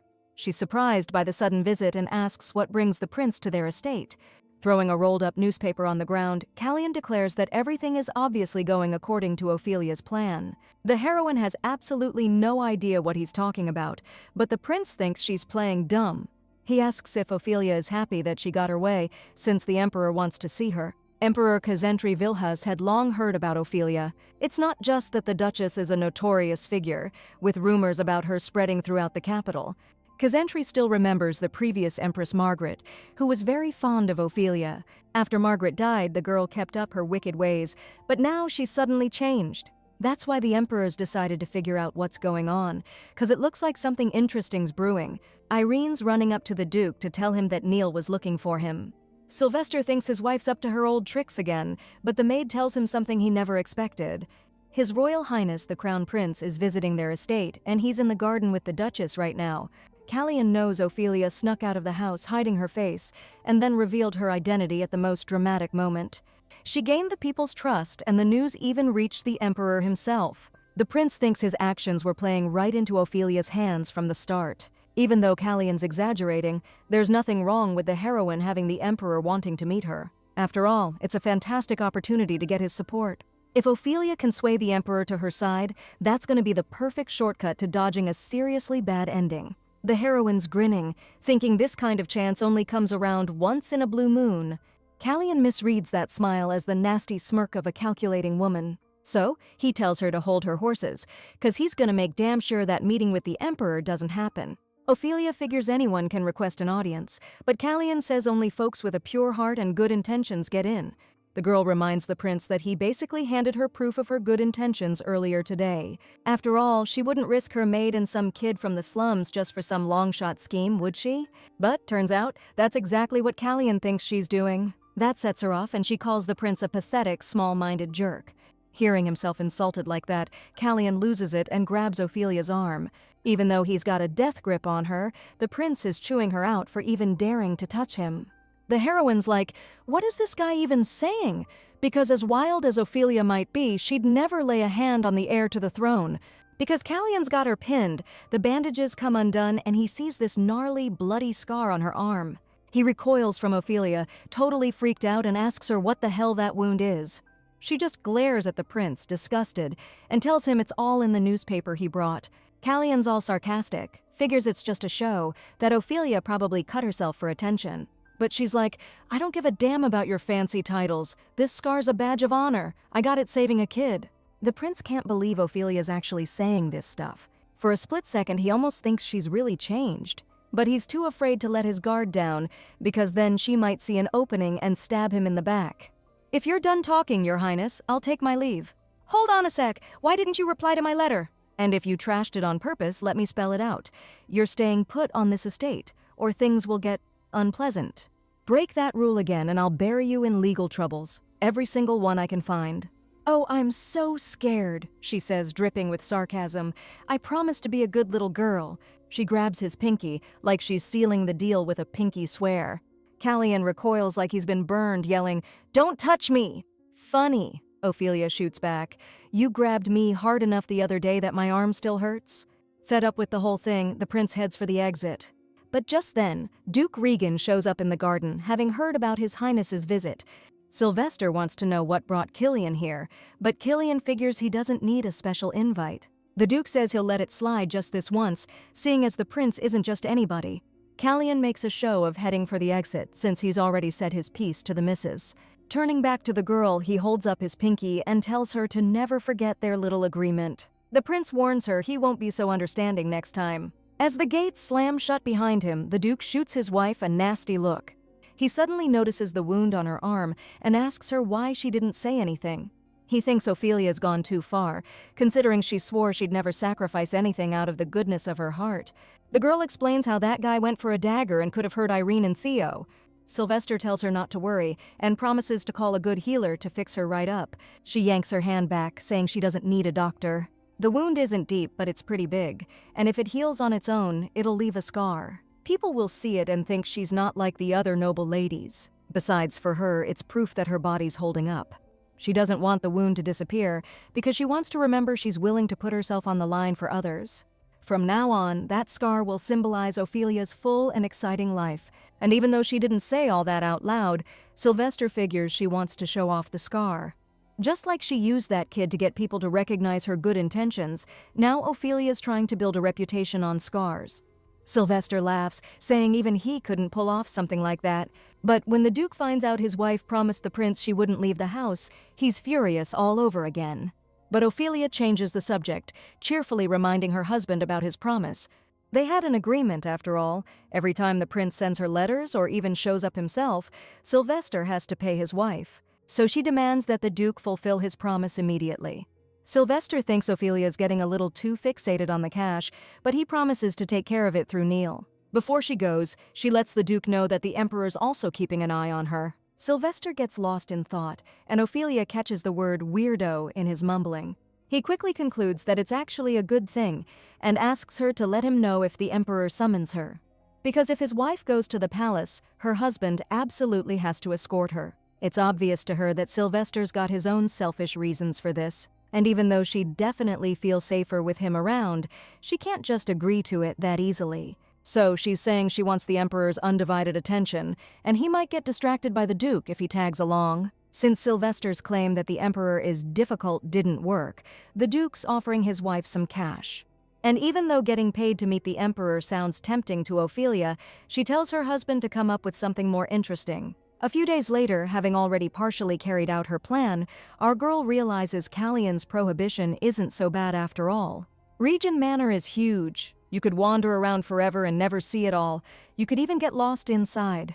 The castle itself is a historical landmark, and there are treasures everywhere, like a museum. There are so many cultural artifacts around that Ophelia has plenty to study. Yesterday she was in the East Wing, the day before in the West Wing, and today she's thinking of checking out the annex. From Irene's reaction, our heroine notices her idea freaked the girl out, and she demands to know what's up. Looking at the maid's scared face, Ophelia reminds her that lying to her is pointless. That's when our girl finds out the West Wing is the Master's private sanctuary, totally off limits. The Duke throws a fit if anyone even wanders close, so everyone gives that part of the mansion a wide berth. Irene suggests to the lady that they check out the South Wing today, says there's tons of paintings.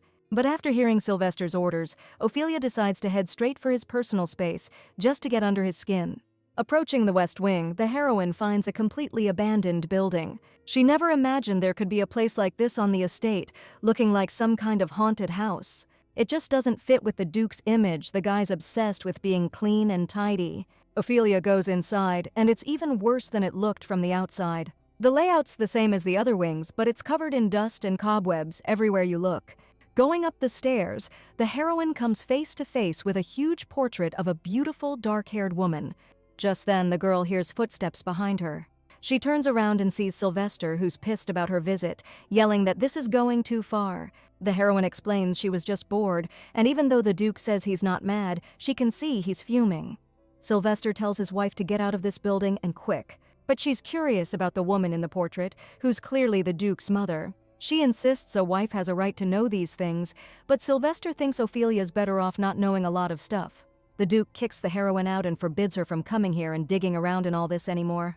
Ophelia doesn't remember him ever being this on edge before. As she's about to head down the stairs, her heel breaks and she loses her balance and falls. Unbelievable terror for his wife flashes across Sylvester's face. Next thing you know, they're sprawled out at the bottom of the stairs, locked in this intense stare.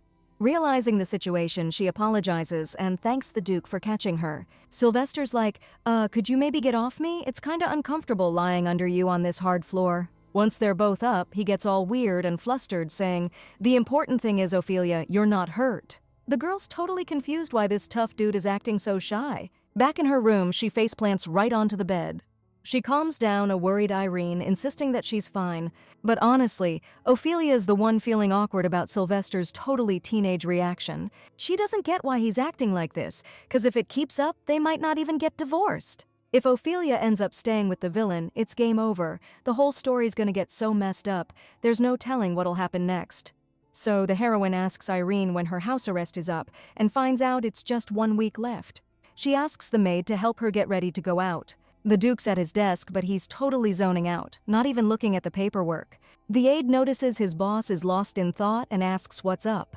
Sylvester wants to know if there's any word from the second prince, but Neil says he's probably busy fighting monsters up north. The Duke orders him to report as soon as there's any news. Then he asks Neil if he's noticed Ophelia hasn't been hanging out in the dark lab lately. The aide's noticed it too, but he doesn't see any harm in it. Still, it's bugging Sylvester, cause he's worried his wife's trying to throw him off, then pull some crazy stunt with that forbidden magic. Neil thinks that if that's the case, the Duke could use it as an excuse to get rid of Ophelia. The aide wants to know exactly what's bugging the boss. Sylvester says he just doesn't recognize Ophelia lately. She used to keep everyone at arm's length, but now she's suddenly changed, like she got struck by lightning. Although, maybe she did, considering she went for a walk in the rain recently. Sylvester feels it's his duty to figure out what's going on so he can be ready for her next stunt. But he knows he needs to chill out and not get worked up over every little thing when it comes to Ophelia. He decides for himself what he owns and what he needs to get rid of. Anyway, the Crown Prince's gaze, which was only ever locked on Lady Williams, is now a little scattered. It doesn't even matter why.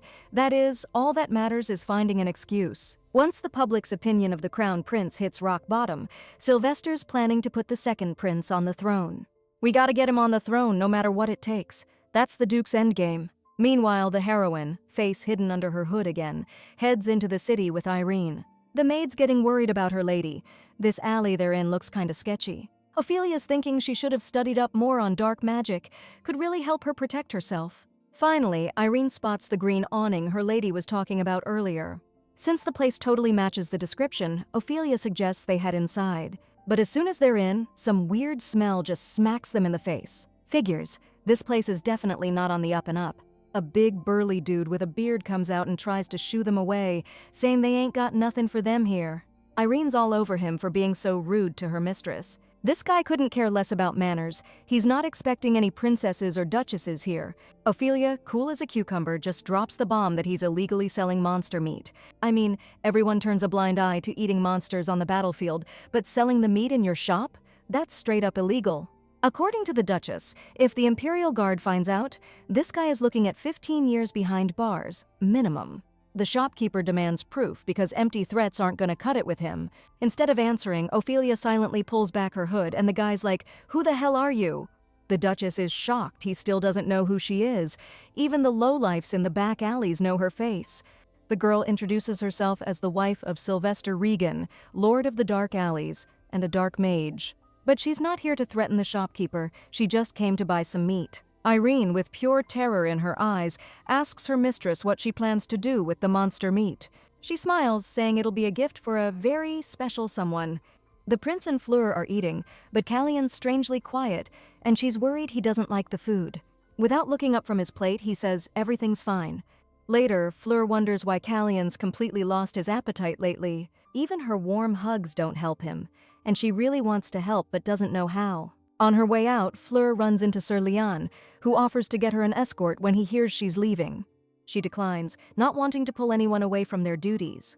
Just then, she notices a black envelope in his hands with a familiar seal, the Regan family crest. Ophelia tosses the shopkeeper a pouch full of gold coins. Besides the meat itself, she's interested in the stories going around among the merchants. The heroine knows what the Info Guild really is, and even though Sylvester's guild has more intel, she wants her own sources. Besides, Fleur from the original story bought monster meat here all the time. She was a regular at the Info Guild.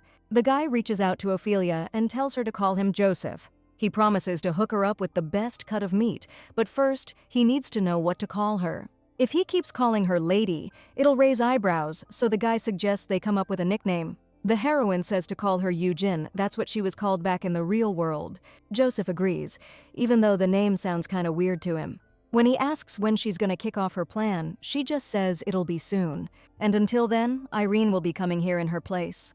Joseph's surprised she's trusting a kid with something like this, but Ophelia insists she trusts the girl. The guy nods like, got it, and heads off to grab the stuff. Meanwhile, Irene's practically bawling, trying to tell the lady she just can't do it. She's freaked out about going to those shady alleys, says she could get snatched. The heroine asks the maid if tripling her pay would change her mind. Even though Irene's still looking scared, she's down with that sweet deal. The shop dude apologizes to the madam, says she'll have to wait cause they're all out right now. Irene's totally surprised at how chill Ophelia is taking the news. The lady's changed big time, cause the old her would have thrown a fit and made a scene. Now Irene's thinking if she keeps working for the Duchess, she could become head maid and rake in the dough. Then she plans on meeting a good dude, getting hitched, and living the dream. So, no matter what, she decides to stick by the lady's side. The lady Irene used to know was like possessed, but now she's like an angel. Since they've got a little downtime, Ophelia suggests they grab a cup of tea. The girl agrees, and unable to hold back, just throws her arms around her. The crown prince is sitting in his office, lost in thought. Leah notices the boss is down, and he's got every reason to be. That woman sent him another letter, saying she's planning to bring him something special. Callian wants to refuse to see her, but Ophelia might have another letter from his mother. If there's nothing important in it, though, he'll make her regret it. Meanwhile, Fleur's wondering why she keeps running into the Duchess. She doesn't get why this is happening now. It never used to be like this, and she can't let it keep going on. Ophelia and Irene are grabbing tea at a street-side cafe not far from that alley they were just in. A couple hours later, the prince gets word that Duchess Regan has arrived. Callian doesn't know what Ophelia's up to, but this time he's resolved to stand his ground. He wants to know what brings the Duchess here, and if it's not about the letter, the conversation's over. The prince is being so harsh, Sylvester looks like a saint in comparison. But Ophelia keeps it together and silently turns to her bag.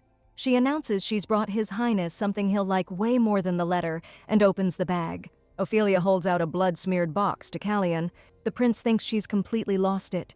This time she's decided to bring a corpse to the palace. Without missing a beat, she replies that even though it's dead, it's not what His Highness thinks it is. The girl's betting he'll get it once he sees what's inside the box. Ophelia flips open the lid and presents the prince with some monster meat. Back in his soldier days, Callian was hooked on this stuff, ate it at least once a week. But ever since the prince landed in the imperial palace, it's been 2 whole years since he's had a taste. Snapping out of it, Callian yells at Ophelia, telling her that dealing monster meat is a big no-no. But the Duchess's whole vibe screams that she couldn't care less. If Callian rats this out to the Imperial Guard, they'll just get rid of the meat. But if he plays dumb and pins the blame on this woman, he might just get to eat it. The prince calls over a maid and orders her to get Ophelia's gift out of his sight. He tells her to take it to the kitchen and, whatever she does, don't throw it away. She giggles, pointing out that Callian seems pleased, but he denies it and tells her to get lost. Ophelia thinks the prince shouldn't be so cold to someone who brought him a gift. But he figures that's the only way to treat her and gives her 5 seconds to scram from the palace. Ophelia stops the countdown, saying she knows a guild that's outside her husband's reach. Mercenaries from all over gather there and share intel.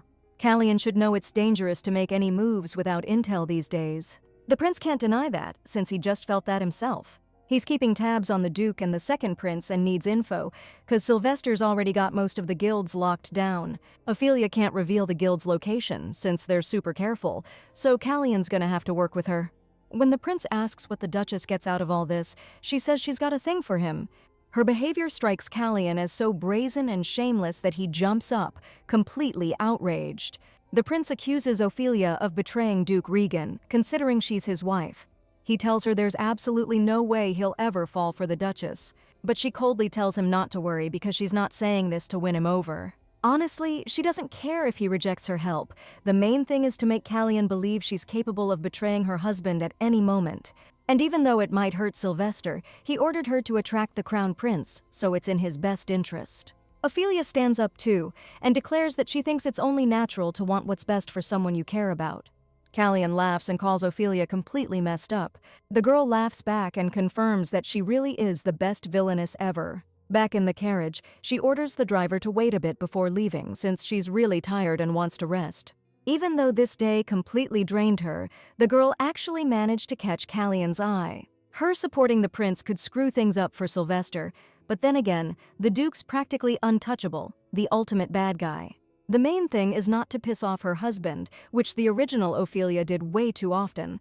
What's confusing is how she managed to push Sylvester's power to such extremes. Suddenly, the heroine hears footsteps approaching the carriage, followed by a knock on the window.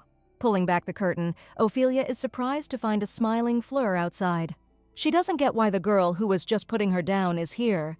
With an angelic look on her face, Fleur apologizes to Ophelia for being rude and asks for a moment of her time. The heroine leans out the window and looks around nervously. She's torn between telling Fleur to get lost or teaching her a lesson while no one's watching. But the girl's begging with such an innocent face, Ophelia caves and lets her into the carriage.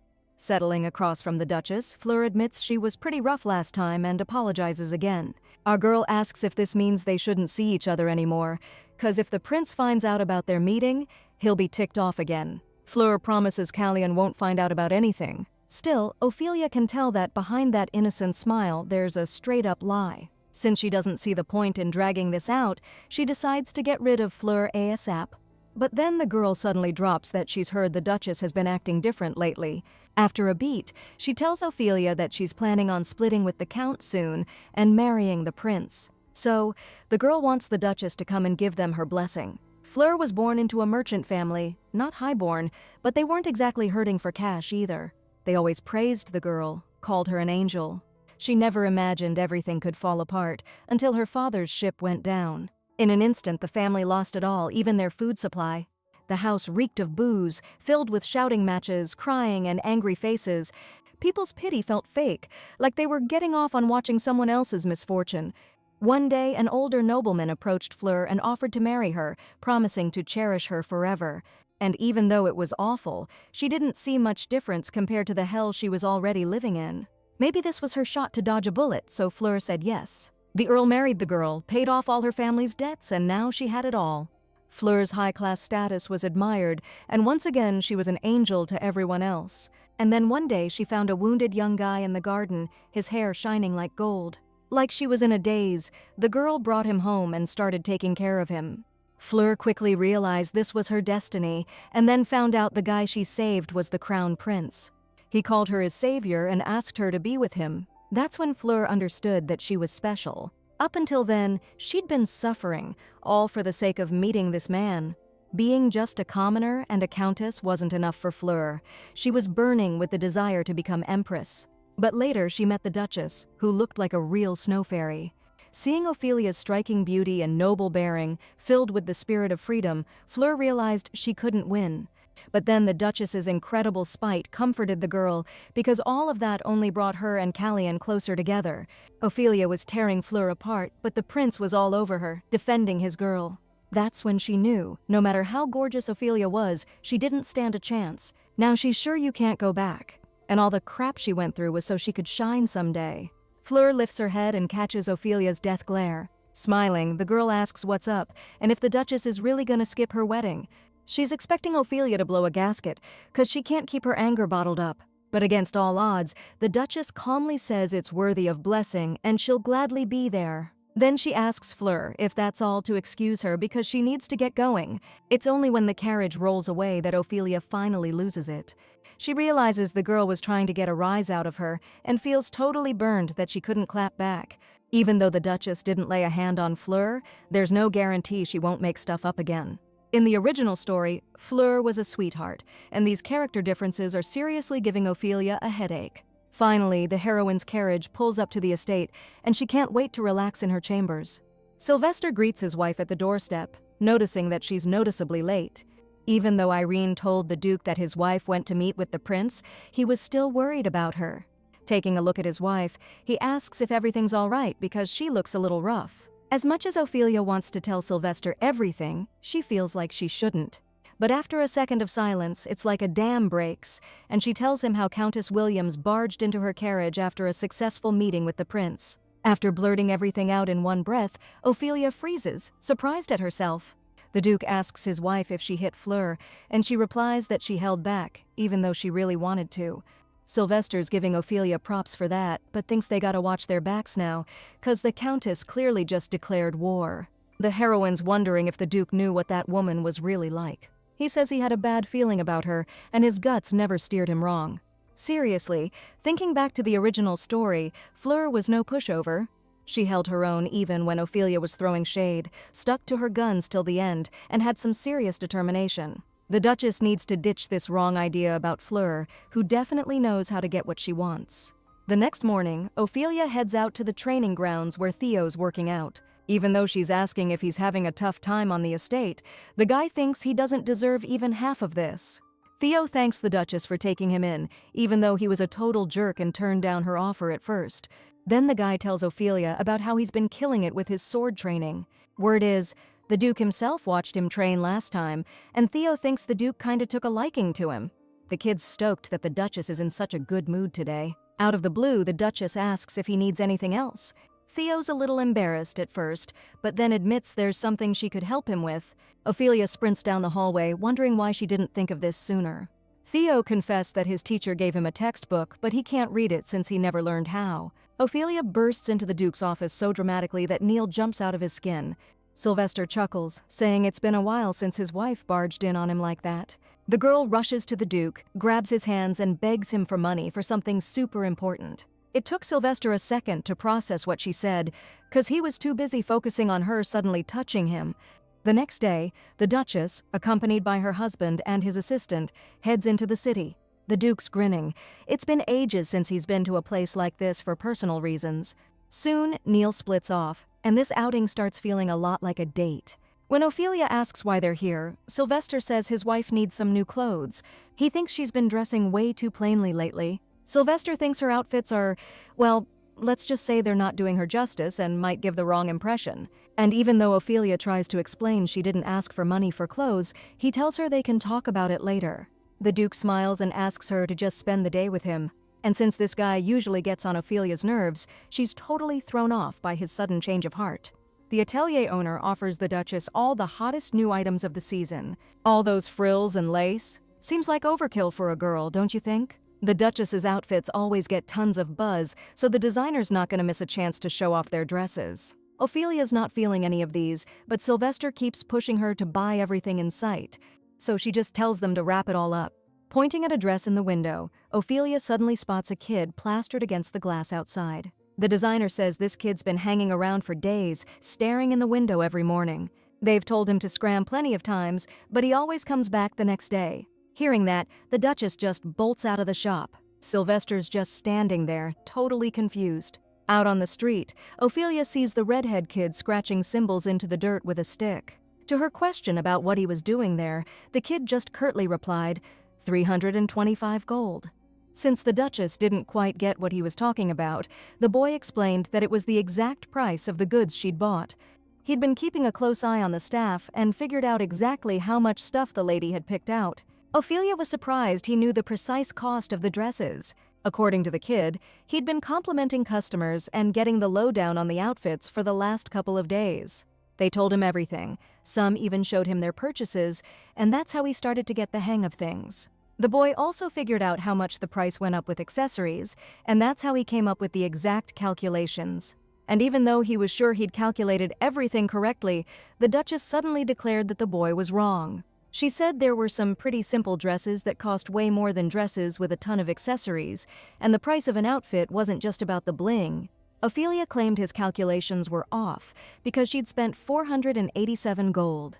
The kid's bummed, admitting that's a pretty big screw-up. But hey, thanks to the lady, he knows how dress prices fluctuate, so next time his calculations will be tighter. The kid smiles at Ophelia and says he won't mess up again. Just then, she spots the Duke watching them, saying their little chat was intense. He bolted out of the store right after his wife because everyone who knows Ophelia was worried about the kid's well-being. Turning to the boy, Sylvester asks his name, and the kid nervously answers, Libert. Only now does the girl realize who she just met. According to the original story, Libert becomes the Crown Prince's strategist, and he climbs the ladder thanks to Fleur. He was a rock star in tons of fields, including military strategy and financial planning. He's a key player in Callion's rise to power.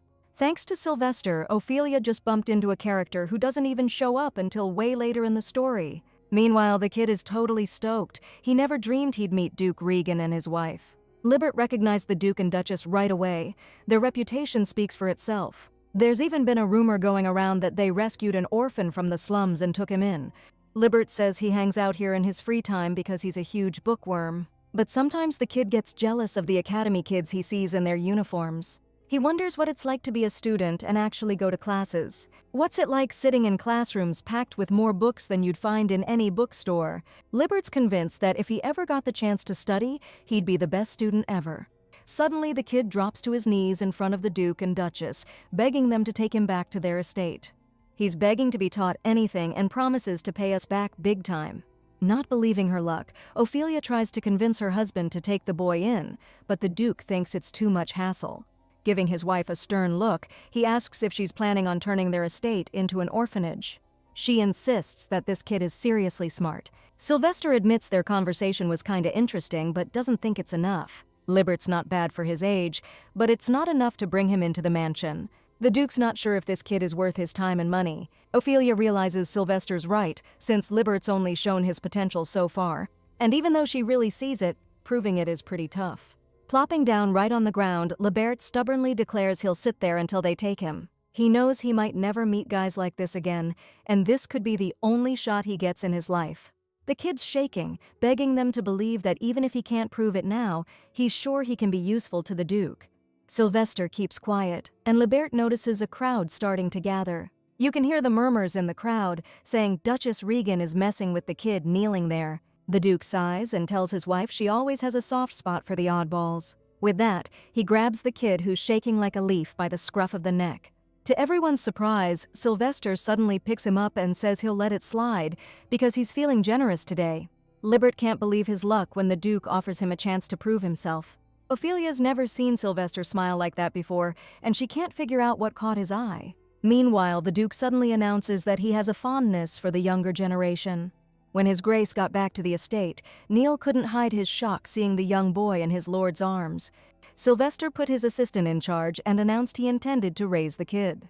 He chuckled, telling Libert that this uncle would be his babysitter and advised him to listen and learn from him. After calming down a bit, Neil reported to his lord that he'd taken care of everything. Then he held out an envelope to the Duke, but Sylvester asked his wife to take it from the assistant. Taking the letter, Ophelia immediately recognized the seal of Grand Duke Painan's estate. The girl opened the envelope and found an official invitation from the mansion. She was incredibly excited about the opportunity to visit the estate where the former emperor's letter was hidden. Sylvester seemed like her own personal lucky charm today. But then, the Duke smirked and said that, according to his intel, Fleur Williams would also be at the reception. Later, lying in bed, the heroine is stressing out because she didn't think she'd run into the Countess so soon. After taking a good look at the letter, Ophelia realizes it wasn't meant for her at all. Sylvester swiped the invitation addressed to Lady Cardell and gave it to his wife. He suggested Ophelia use Fleur's own tactics against her.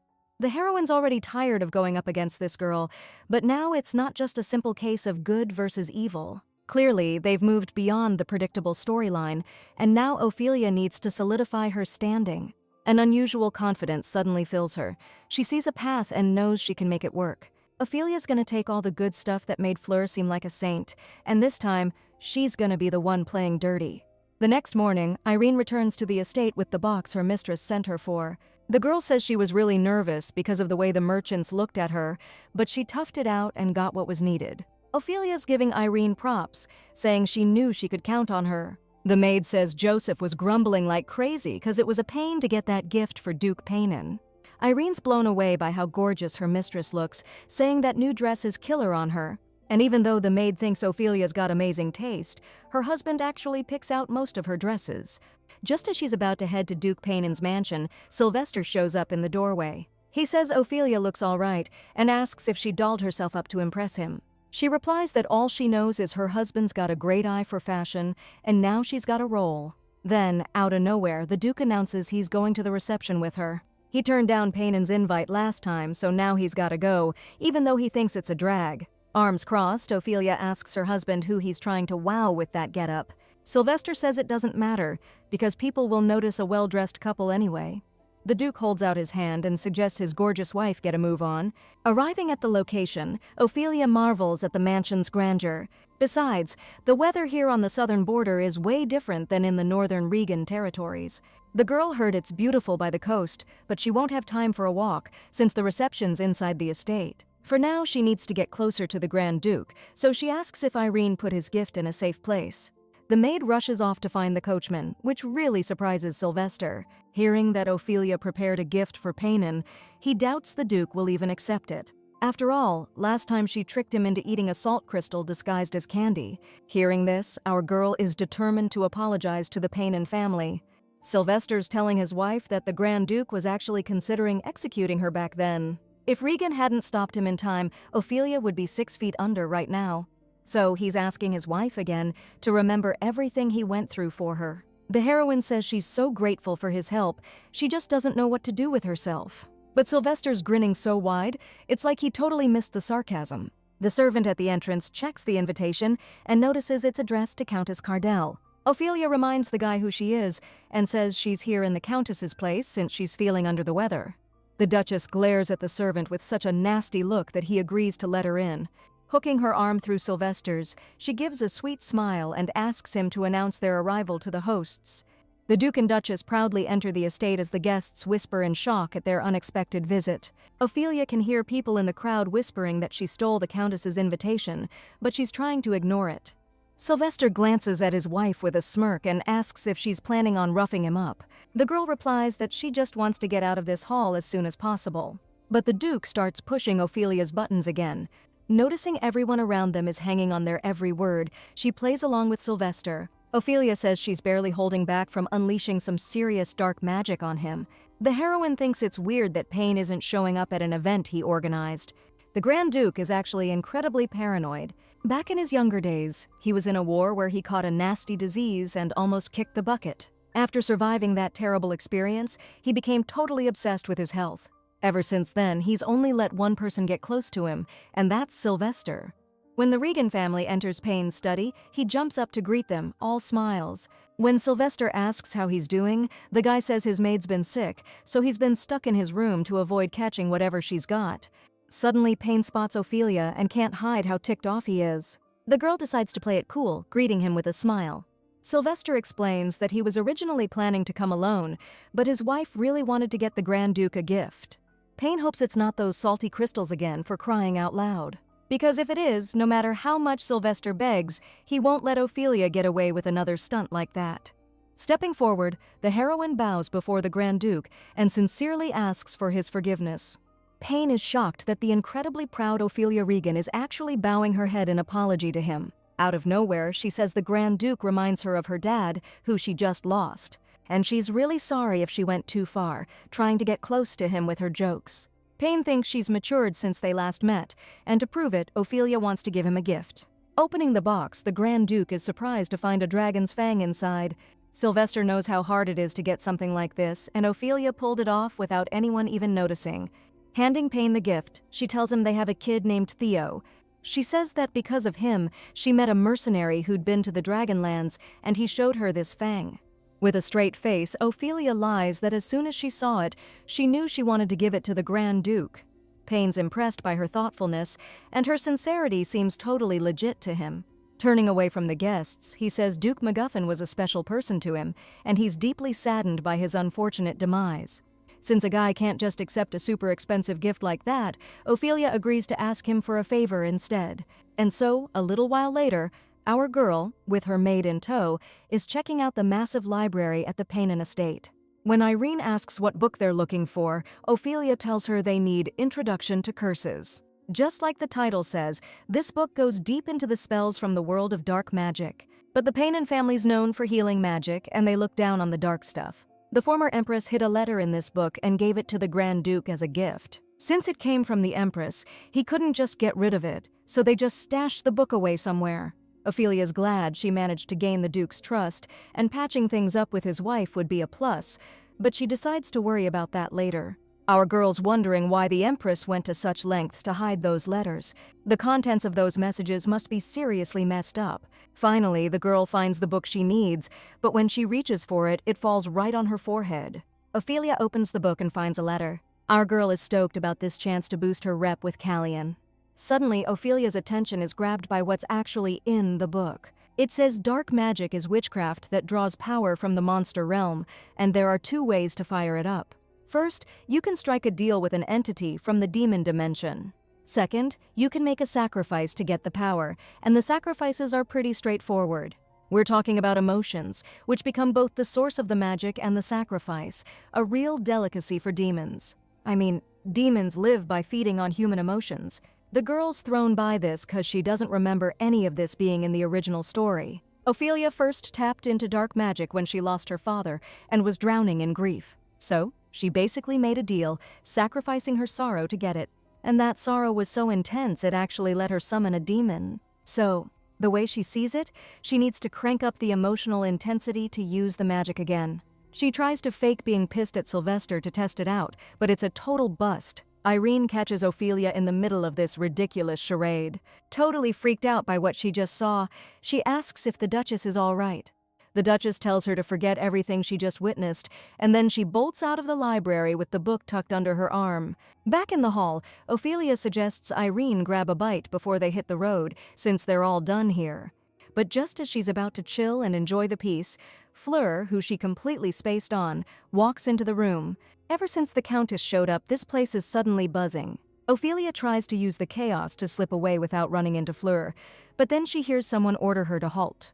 Turning around, the girl sees the furious Duchess Payan standing there, pissed about the unexpected visit from the Duchess Regent.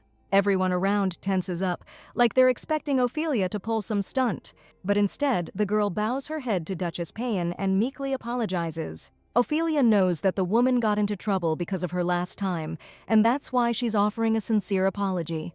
But the Duchess isn't buying the shameless girl's phony excuses, not after she stole the Countess's invitation. On top of everything else, she accuses Ophelia of cornering poor Fleur.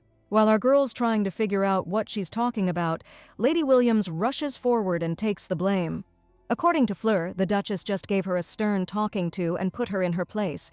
Tearing up, she claims she's just a regular girl from a humble background, and being seen with her would be a total embarrassment for the Crown Prince. Ophelia can't believe what she's hearing and insists she never said anything like that. Duchess Payan accuses her of being arrogant and is outraged that she dragged the Crown Prince into this mess to tarnish the Countess's honor. Sylvester finds his wife's actions fishy. She randomly got an invite, already had a gift for the Grand Duke, and casually wandered off to the library. It's like Ophelia had an agenda from the start, and the Duke wants to know what she needed that she didn't tell him about. Passing by the banquet hall, Sylvester notices some commotion going on. He sees Duchess Payan forcing his wife to repeat to her face what she supposedly said to Lady Fleur. But Ophelia sticks to her story, saying she didn't say anything and doesn't understand why the Countess is acting this way. She calls out the Duchess for pressuring her without any proof and asks her where's the justice that the Payan family always brags about. Ophelia genuinely doesn't understand how she can be accused based solely on the Countess's word. Out of nowhere, Fleur drops to the Grand Duchess's feet, admitting Lady Regent didn't say anything at all. With tears in her eyes, she says she can overlook the harsh treatment and insults, begging them not to blame Ophelia.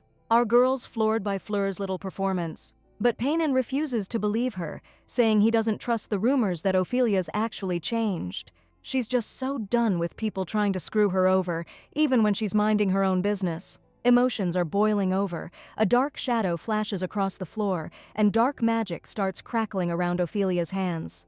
The rage burning inside her suddenly vanishes, replaced by this crazy lightness in her body. It feels like a huge weight's been lifted, and Ophelia's thinking about unleashing that dark magic on her opponent. She walks up to Fleur, eyes blazing, and raises her hand over the girl who squeezed her eyes shut in terror. But Sylvester rushes in, grabs his wife's hand, and catches her as her body momentarily gives out. Holding Ophelia close, he's stunned, wondering how she dared to use dark magic. The heroine lowers her head and says it wasn't her choice. Duchess Payan steps forward, declaring that this witch tried to harm the Countess.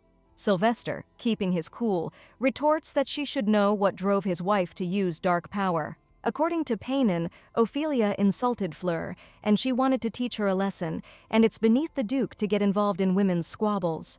Sylvester immediately shoots that down. He thinks Ophelia insulted the Countess? His wife's been by his side all day and hasn't even seen Fleur. As the Duchess is about to argue with Sylvester, he gives her a cold look, asking if she's accusing him of lying. Payan instantly backs down, claiming Duke Regan couldn't possibly lie. The woman helps Fleur up from the floor and, turning to Ophelia, adds that she won't let this go. On the way home, Sylvester suggests his wife gets struck by lightning again. Maybe then she'll finally chill out. She thinks that's a pretty low blow, especially since she really wasn't planning on using magic. According to the Duke, dark magic messes with your head and it's easy to lose it. He reminds her that Ophelia has always hated the Countess. She repeats again that she honestly didn't do anything bad to her today. The Duke, looking his wife in the eye, suddenly says he knows she's telling the truth. Sylvester asks her to stick close to him from now on, since he can at least help her keep it together. She wants to know what he gets out of stopping her from losing her mind. Besides that, she's curious if Sylvester cares that demons are snatching people's emotions as offerings. The Duke smirks and asks if she's planning on offering him something, then immediately says no, claiming Ophelia doesn't have anything he'd want. The next morning, our heroine gets ready to head to the palace to meet the crown prince. She's convinced that despite what happened yesterday, Callian won't be able to back out of seeing her. Irene can't help but notice that lately, just looking at her mistress sends shivers down her spine again. Meanwhile, the prince learned about what went down at the Grand Duke's reception from more than just the newspapers. Fleur told him how terrified she was when Ophelia tried to use some dark arts on her. Callian's kicking himself for trusting that crazy woman even a little bit. But he still needs Ophelia because she has a letter from his mother. The prince is informed of the Duchess's arrival and tells them to make her wait. A little later, when Callian enters the drawing room, he's met with a scene he definitely wasn't expecting. Ophelia's sitting on the couch, bawling her eyes out. Seeing the prince, she throws herself at his feet, claiming she made a huge mistake. According to her, she couldn't stop the dark magic from activating on its own. She lost control of her emotions and ended up treating the Countess terribly. Sobbing, Ophelia says she wanted to apologize to Fleur in person, but she's scared of losing control again.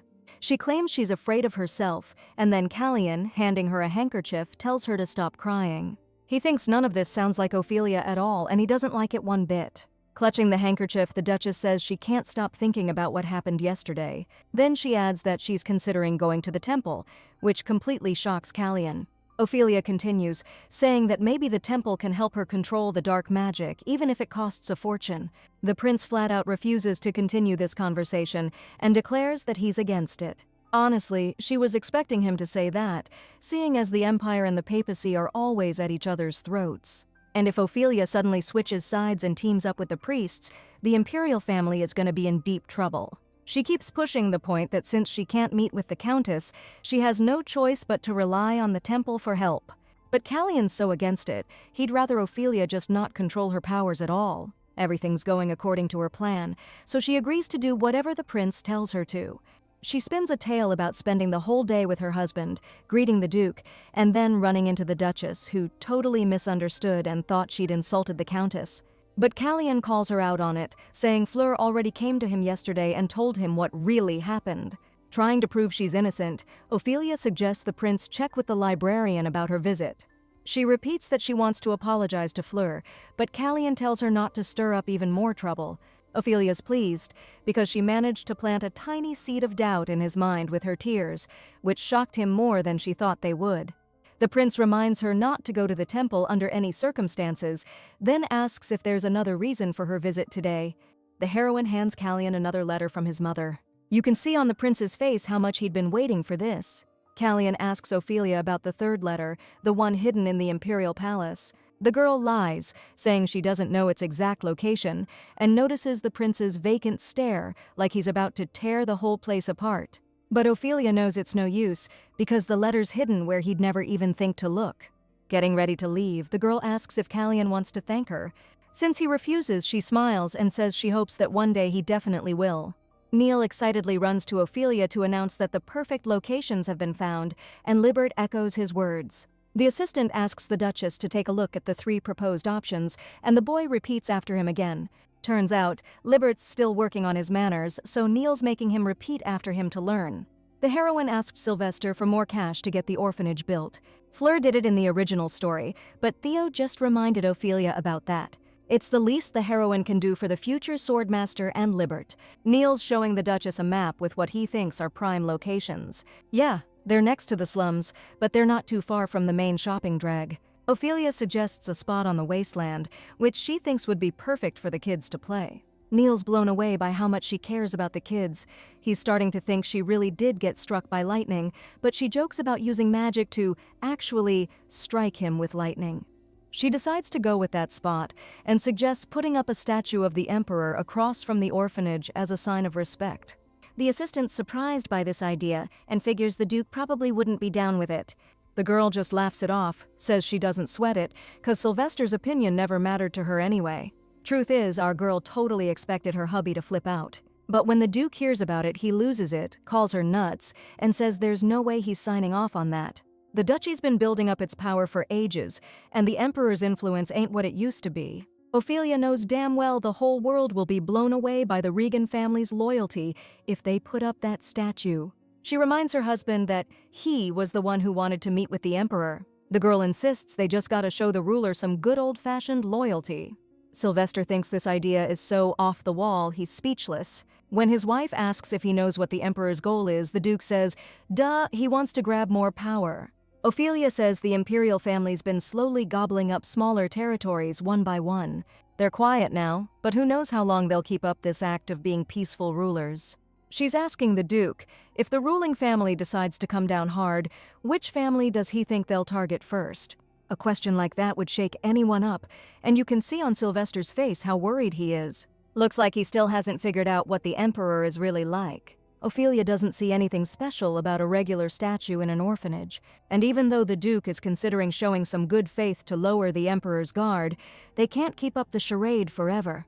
Ophelia's words hit like a bolt of lightning when she tells her husband they need to worry about the present situation, since he already made a deal with the second prince. The girl asks if she understands correctly that Sylvester traded independence from the Empire for help with the throne. The Duke grabs his head, not understanding what's happening. If the Emperor actually draws his sword, God only knows what'll happen, and in that case, Ophelia's plan is a good one. But he's gotta know, how does someone who doesn't even care about politics know so much? When he asks how she knows his plans, she just says it's all thanks to her brilliant mind. Sylvester waves it off, tells his wife to stick to the plan, just like they agreed. If the Emperor takes notice of our family, honestly, that might even be a good thing. Now that the location for the orphanage is set, all that's left for her is to wait, enjoy her happy life, and soak up the sun. And just when she's looking forward to a peaceful, uneventful day, Irene bursts into the room, and it looks like her good mood is about to be ruined. The maid hands the Duchess a letter from Jasmine Smith. In her letter, she apologizes for being so forward and says she felt she just had to write to Ophelia again. Her family recently came across a truly exquisite gemstone. As soon as Jasmine saw it, she immediately thought of the Duchess's gorgeous hair, told her father, and he agreed to gift the stone to Lady Regan. So, Jasmine's asking to visit Ophelia personally and give her a gift. The heroine's surprised the girl didn't just show up, but Irene explains that's a no-go. If the young lady came to the estate without permission, the master would flip his lid. Ophelia wonders what Irene really thinks of her, and if she's scared of her. But according to the maid, she's not afraid of Ophelia at all anymore, and knows she's a good person. And now, a couple days later, Jasmine's standing in front of the Regan estate gates. Even though she wants to turn around, she needs to get on the Duchess's good side and get her support. Stepping into the estate, Jasmine tries to pull herself together because her family's fate is in her hands right now. The girl walks into the living room, where the Duchess is already waiting for her.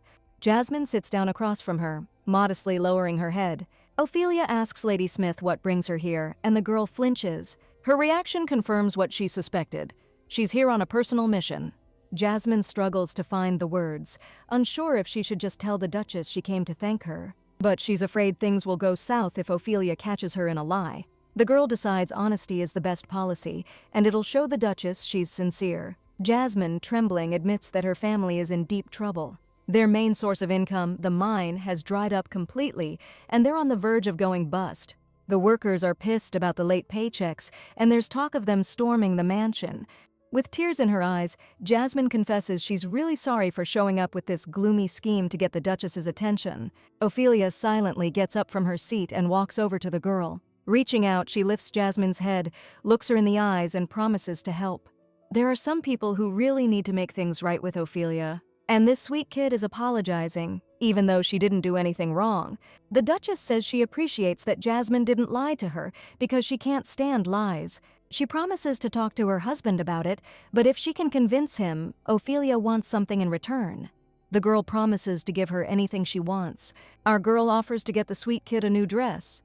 She says with a smile that from now on, Jasmine will be her assistant. She's planning to ask the Smith family for that abandoned mine. She remembers this whole situation from the original story. Fleur felt bad for the Smiths and bought the mine for a steal. Turns out she hit the jackpot and got rich off a ton of diamonds. The Earl's family's still gotta sell the mine, and since Ophelia feels for them, she plans to try and share some of the wealth with them later. The heroine stares intently at Jasmine, who reminds her of a little squirrel. The Duchess smiles as she tells the girl she's still using the bookmark she put in her last letter. It's been 2 months since that letter, and considering Ophelia's reputation, Jasmine figured she'd have burned it long ago. Maybe the rumors aren't true, and the Duchess really isn't as awful as everyone says. The girl thinks everyone's wrong, and if people saw how kind the Duchess is, they'd take her side. Jasmine promises to help Ophelia get rid of all the dumb rumors and misunderstandings. With the Duchess's help, no one will dare look down on her anymore, and then she'll stand up for her and help her out too. The heroine digs this girl's ambition and how real she is. Jasmine vows to do everything in her power to make damn sure whatever happened at the Grand Duke's estate never happens again. When asked if she believes Ophelia is innocent, the girl replies confidently that she absolutely has to believe her. The carriage pulls up to Madame Yona's boutique, and Jasmine can't believe the Duchess brought her to such a fancy place. Ophelia invites the girl to go inside and pick out something nice for herself. That evening, lying in bed, the heroine replays the day's events in her head. It feels like she's finally found a friend in Jasmine. In her past life, she never had any friends at all because of her illness. Ophelia's pulled from her pleasant thoughts by Irene bursting into the bedroom. The maid's crying, totally lost as to how Madame could go somewhere without her. The heroine finds Irene's over-the-top reaction pretty amusing. She calms the girl down, explaining that Jasmine helps her out in social situations, and she takes care of her back at the estate. Still, Irene's bummed out, like she's losing her mistress. The heroine's really grown fond of the kid, and hopes they can stay cool even after she leaves the estate.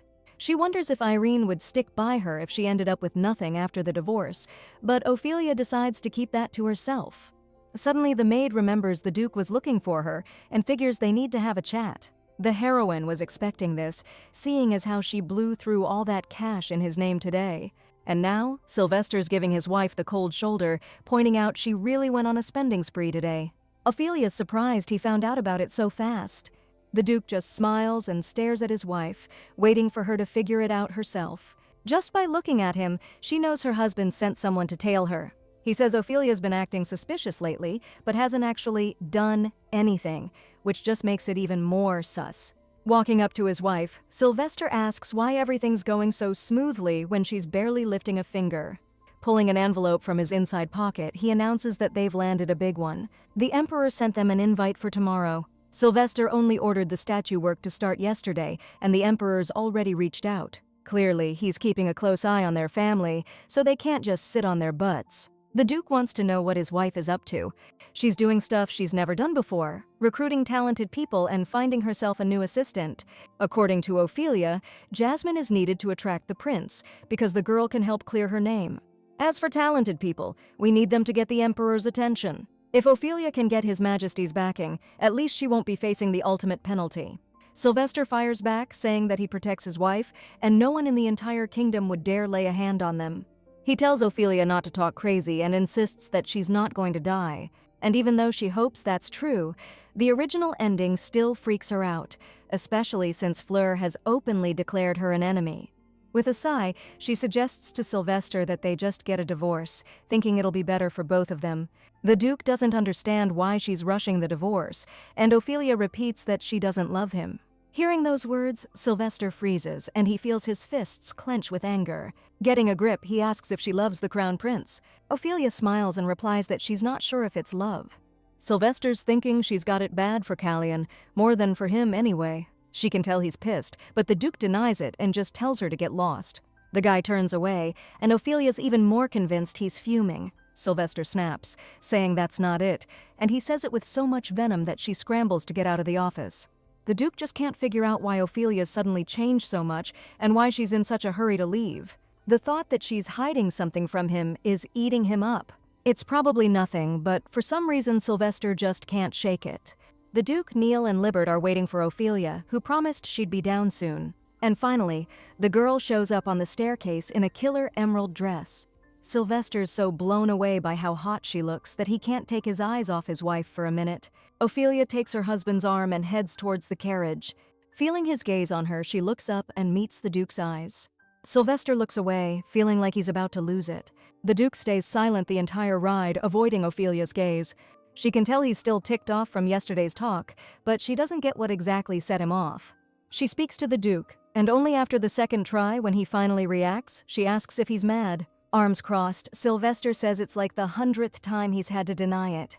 He says he's just a little annoyed, and when Ophelia asks what's bugging him, the Duke tells her she's the reason. Since that was already obvious to her, she wants to know what, specifically, she did. The Duke chuckles, wondering why she can't just shut it if she already knew the reason. Spotting his smile, Ophelia playfully says the first one to laugh loses the argument, and since he lost, he should stop sulking. Sylvester realizes his wife tricked him. He smiles and admits he's got a lot on his mind, since this road leads straight to His Majesty. Ophelia's surprised the Duke's already met the Emperor, and she wants the deets. Turns out it was when Sylvester inherited the title, and the Emperor was the first one immune to his charms. The Emperor looked at him, puzzled, and asked what he'd get from him without his abilities.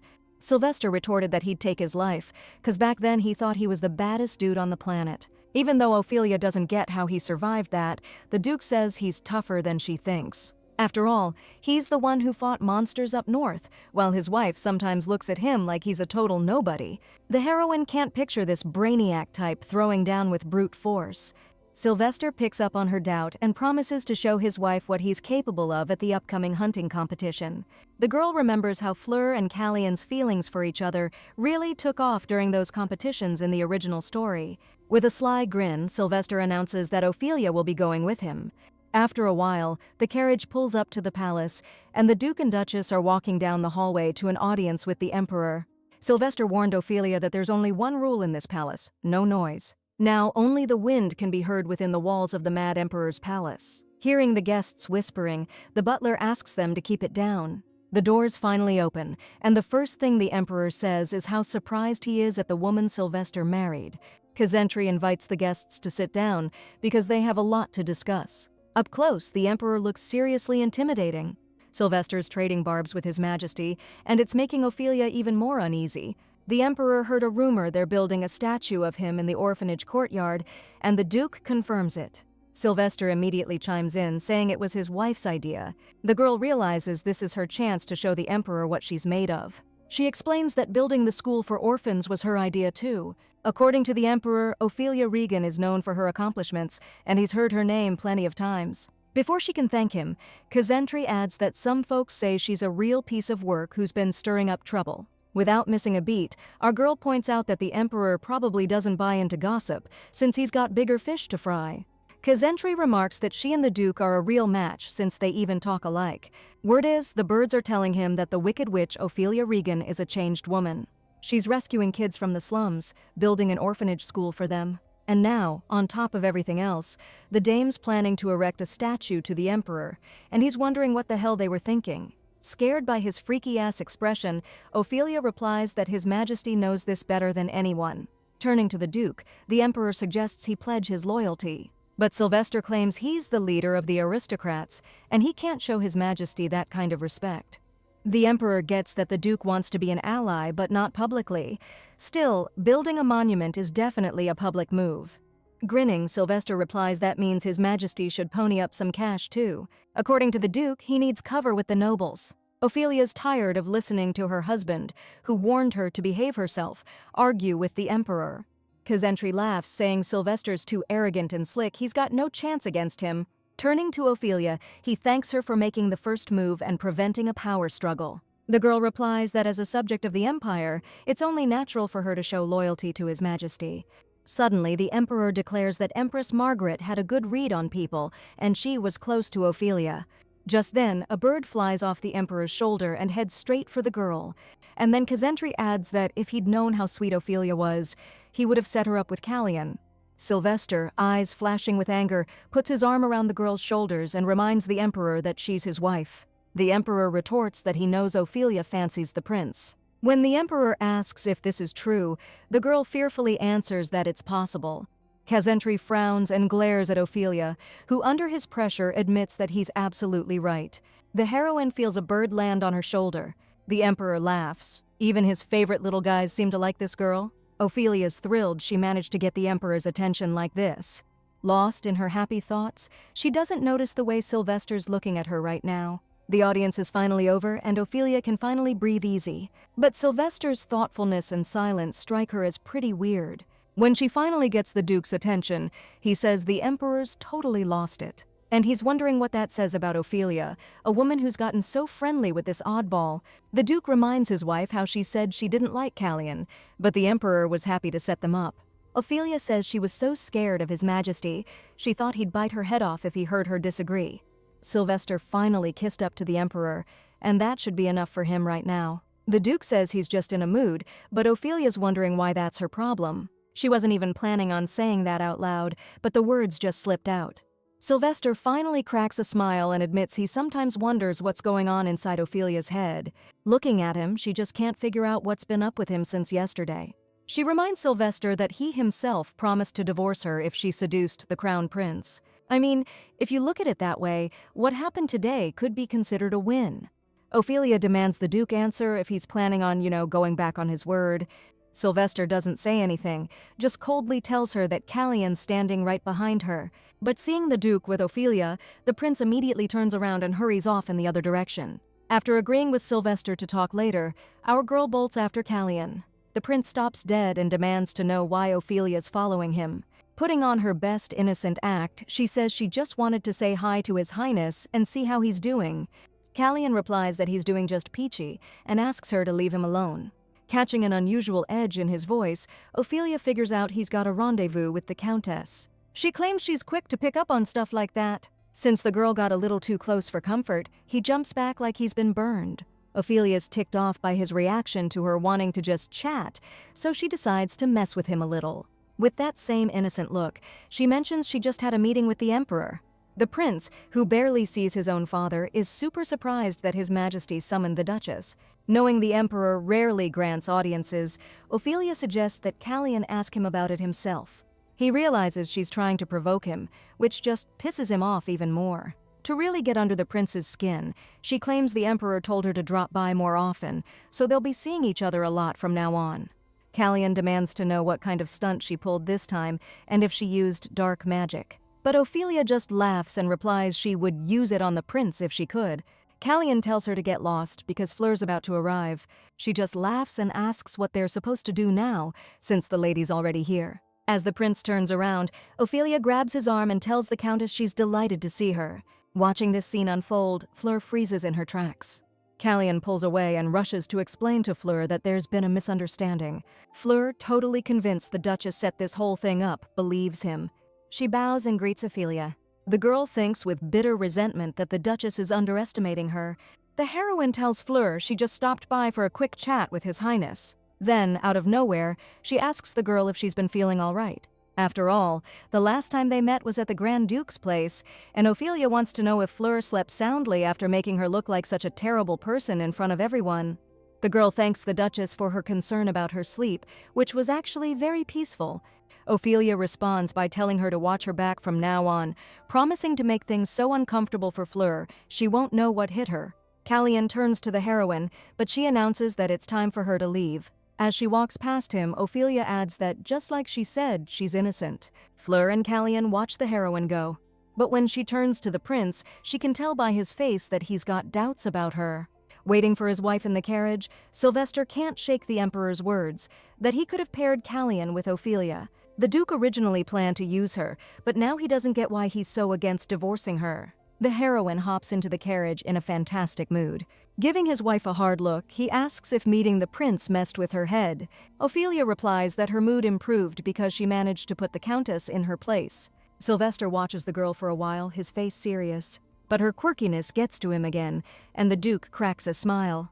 Noticing this, Ophelia tells Sylvester again that he lost because he smiled. Not just anyone can figure out what the Duke's thinking. But Ophelia, she reads him like an open book. Getting close, Sylvester strokes her face, telling her his wife really is beautiful. She doesn't get why he's saying these dumb things, but she doesn't want to set him off, so she doesn't ask. The girl just agrees that yeah, she's kinda cute.